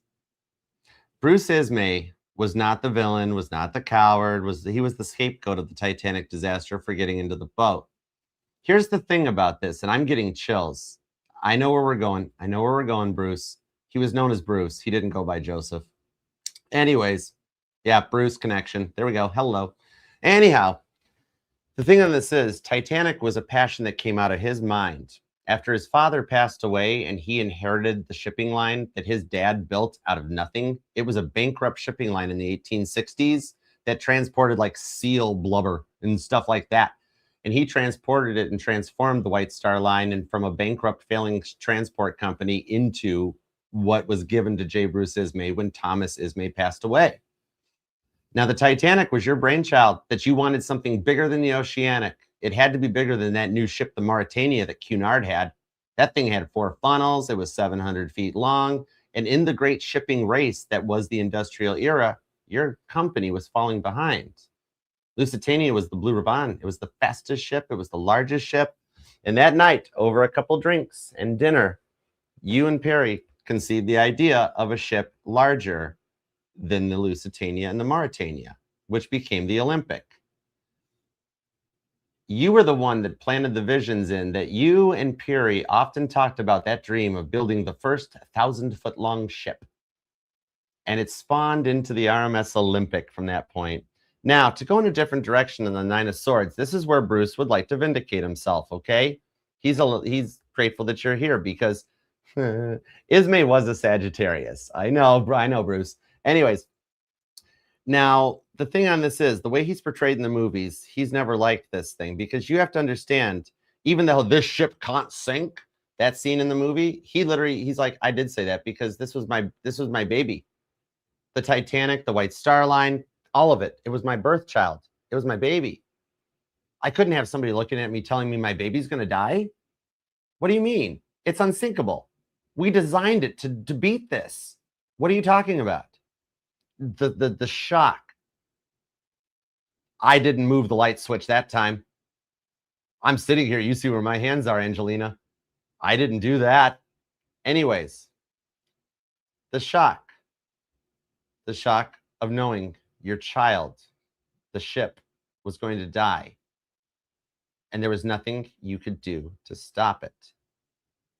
All of the dreams, all of those times in your 20s, in your father's office, watching him talk shipping, and all the things you worked, starting as an apprentice in his drafting room and working your way up to earn your keep.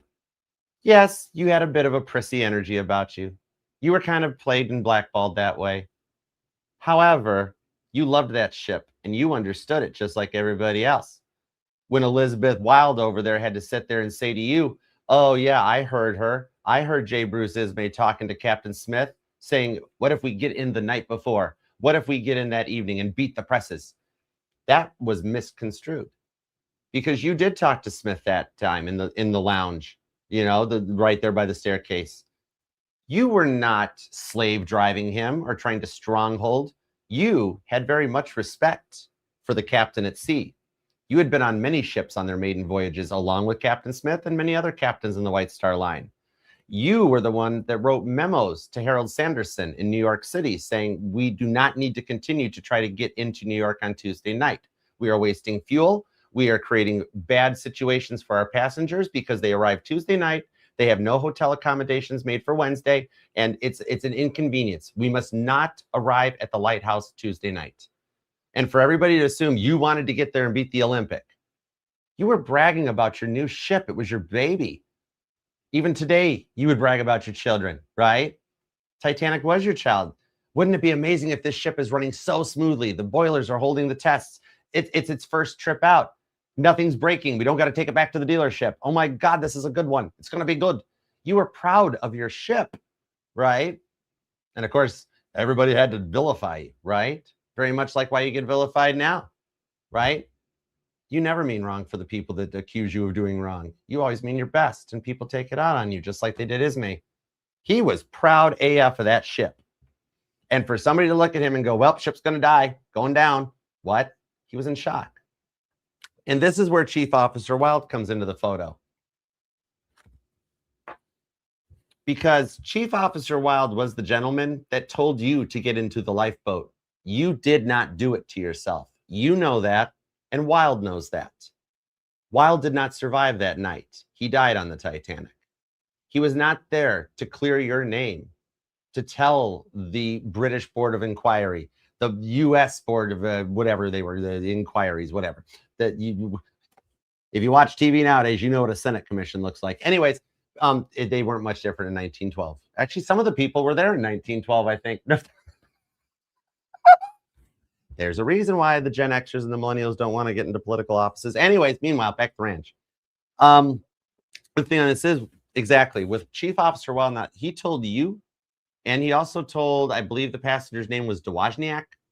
2 men were allowed to get into that lifeboat because Wilde let them get into the lifeboat. You were on the boat deck of a ship that was going down this far. You had 1,600 people around you telling you that, wait, why is the unsinkable ship sinking? And you're responsible for all of it. It's on your head. It's your company. It's your boat.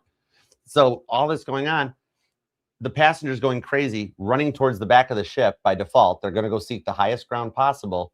You were left on your own by that lifeboat with Wilde, the couple of deckhands that had been getting the lifeboat ready to go. And Wilde looked at you and that other first-class passenger and told the 2 of you gentlemen, get in the lifeboat. We don't need any more fatalities tonight. But because Wilde died on the Titanic, he wasn't there to defend you in court, and you wound up getting vilified, right? Similar energies as to why it happens to you nowadays, because you're that good of a person who keeps getting vilified for the wrong stuff, right? It's why, like, your dreams, your manifestations are as powerful as they are. Very much like you dreamed the Titanic and its 3 ships into existence, right? And it's almost as if, as smart as you were, you know how smart you are? You got the book Smart, Street Smarts. You were that way too, because it was Bruce Ismay that named the ship. They were his babies. Of course, he named him. And he always had a fond affection for Greek philosophy, Greek mythology, all of it. Olympic was named after the Olympians, the triumphant ones. Titanic was named for the Titans, the not so triumphant ones. And the 3rd ship was named for the 3rd ones, the giants, who sided with the Titans. Now, after the Titanic disaster happened, one of the first orders that Bruce Ismay put in, it's documented in 1912, was he ordered that the next ship's name be changed from Gigantic to Britannic. Something much more British, a little bit easier to go down, because Olympic and Titanic had pretty much sealed the ego, right? So you were the one that ordered the change in the ship, and it's why Harlan Wolff ship logs in 1911, 1912, they say that ship number 433, which is why 4 and 33 follow you, was assigned to the Gigantic. And then after 1912, then the shipyard shows it being built as Britannic. You still, even afterwards, carried on a fond affection for this. And the one problem about it was that you never really wanted to speak much about it, just like how you keep it all to yourself now, because it's documented that into J. Bruce Ismay's later years in life, that people knew when they were around him, they could talk about the shipping trade, no problem, but they knew never to bring up the Titanic. He went to his grave only speaking of that ship one time to his, oh God, who was it? It was his wife. He did say it to his wife. But he said to her, I regret not going down with that ship. You carried that guilt that you should have gone down with the ship the whole time because of the way you were treated afterwards. Very much like right now. I want to spinny hug you, Angelina, because it's why you take the fall for everything around you. You're like, I got big shoulders. I'll take it. I'll take it. I'll take it. Because you were vilified for the sinking of the Titanic like it was your fault. Right? And it wasn't.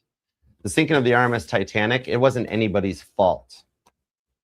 It wasn't some divine thing. Well, it was. You know, I mean, God's like, whenever the world's going fast, oftentimes an iceberg has to be placed in the path to slow the world down and get things back on track. But in the case of this, it was simply a ship that hit an iceberg and had an accident and it sank. The thing on it, though, about it is that to learn that lesson from it, to always keep a good watch for those icebergs in front of our paths. And that way you can slow down. For those of you that don't like the patience or like don't have the patience to wait for your person, don't have the patience for the silence, or don't have the patience to make it through another day of work, or to deal with that situation, or to deal with those emails, whatever it is, right? As much as y'all don't like the Knight of Pentacles or don't like Temperance for how it ties into patience and time and the Hanged Man and that, keep in mind, hindsight's always 20/20. If Murdoch had simply, or Smith had simply chose to slow the ship down a few knots, just a few, it would have had enough time to make the turn. There was nothing designed wrong about it. The rudder was fine. The ship was a top-notch, made by one of the best shipbuilding firms in the world at the time. It simply hit an iceberg and sank because they didn't Knight of Pentacles. They didn't Temperance. They didn't Hanged Man. So maybe just a little bit of this channeling was a little bit of the lessons from the boys and the girls that were on that ship. That sometimes slowing down, a little patience, it can go a long way. 7 of Pentacles, nurture yourself. The 8 of Wands, understand that even if something is slowed down or it's taken a long time to happen, it's still 8 of Wands in forward momentum. And it's still in the 6 of Wands. One simple thing like that can completely change the outcome just by slowing the roll just a little bit and giving your persons and your people and the places around you the time to do their stuff too. Be amazing if Frederick Fleet had seen that iceberg 5 seconds sooner. That was literally all that ship needed to clear that iceberg. And none of us would be here right now talking about it. It would just have been another ship in history. So apparently this whole thing has been a big whole, like, here's Jerry Springer's final thought. Patience, apparently. Wow, thanks, Titanic people. We all just got handed the right act by they're like, hey, you want to call the 2,200 of us back out from we were just enjoying ourselves, taking a peaceful resting in peace. So yep, we're gonna hit you guys all with the patience thing. They got us back. All right, you guys go rest. 7 of Pentacles. Leave the jewels on the old lady. Leave her at the bottom of the ocean. All right. It's our fault. We bothered them. So they're like, yeah, we're gonna give it to you good. The whole point of this whole thing, patience. Well done. Golf clap. Golf clap. You guys want to go to bed? It's like late and stuff, right? It's getting late and stuff. Do you guys want me to just end the live, or do you want me to put the song as like the outro? Do you guys want to hear the song, or you want me to just want to leave it be? I'm glad you liked it, Angelina. I'm glad. Thank you, guys. I probably should eat some dinner. I mean, I had that pizza. I had the frozen pizza, so that was okay. You want the Angelina song? You guys want me to put the song as the ending? I can do that. I can put it as the outro for y'all. It'd be like a bedtime song. It is. Trust me, it is not as good as like "Good Night" by the Beatles. Dreams, sweet dreams for me. Dreams, sweet dreams for you. Now it's time to say good night.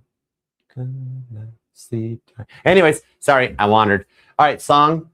All right, song edit. Thank you guys for just hanging out and being a part of this. This was a fun time. I like doing Titanic stuff. It's cool. Yep, I am the definition of boring. No. I had 2 Sagittarius as grandmas. My life is in no way boring. Anyways, all right, guys. Let me set up the song, and we'll bid adieu. Auf Wiedersehen, auf Wiedersehen. Parting is such sweet sorrow until we meet again. Doop doop doop doop doop da da da. We're gonna add an outro video to this, and I would like this one. There we go. Okay, I got you guys. Thanks, Crystal. I had a fun time with you guys. It was actually fun just hanging out. This would be like if we were all hanging out at like a get together or a meet and greet or something. And like, come on, y'all, let's just hang around by the fire and let's channel some stuff.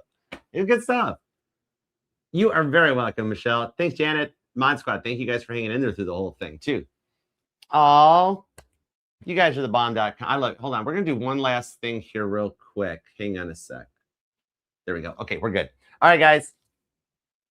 Everybody, thanks for hanging out, being a part of this. We had a good time. And to all of the condolences, prayers, and best wishes to all of the Titanic passengers, whether they survived the sinking or not. In that era, you all have gone on to your great reward. So many peace and love for you, and many rest in pieces for you guys in lifetimes. To leave this world on the Titanic would be enough that you deserve to rest in peace in that one, right? All right, guys, have a good night. All right, guys, cue the music. Cue the music. Lights on, boys. Let's go. And the string. All right. Roll retreat.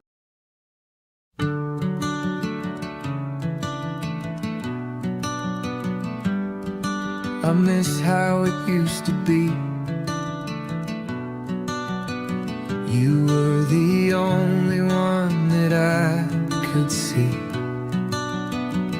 You know I love you, whatever you do. And you know that I've always got your back. I'm trying to tell you that I miss you.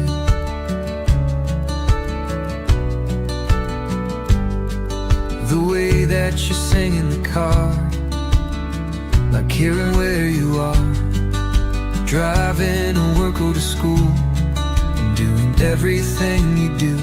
I'm trying to tell you that I love everything about you, and I miss you.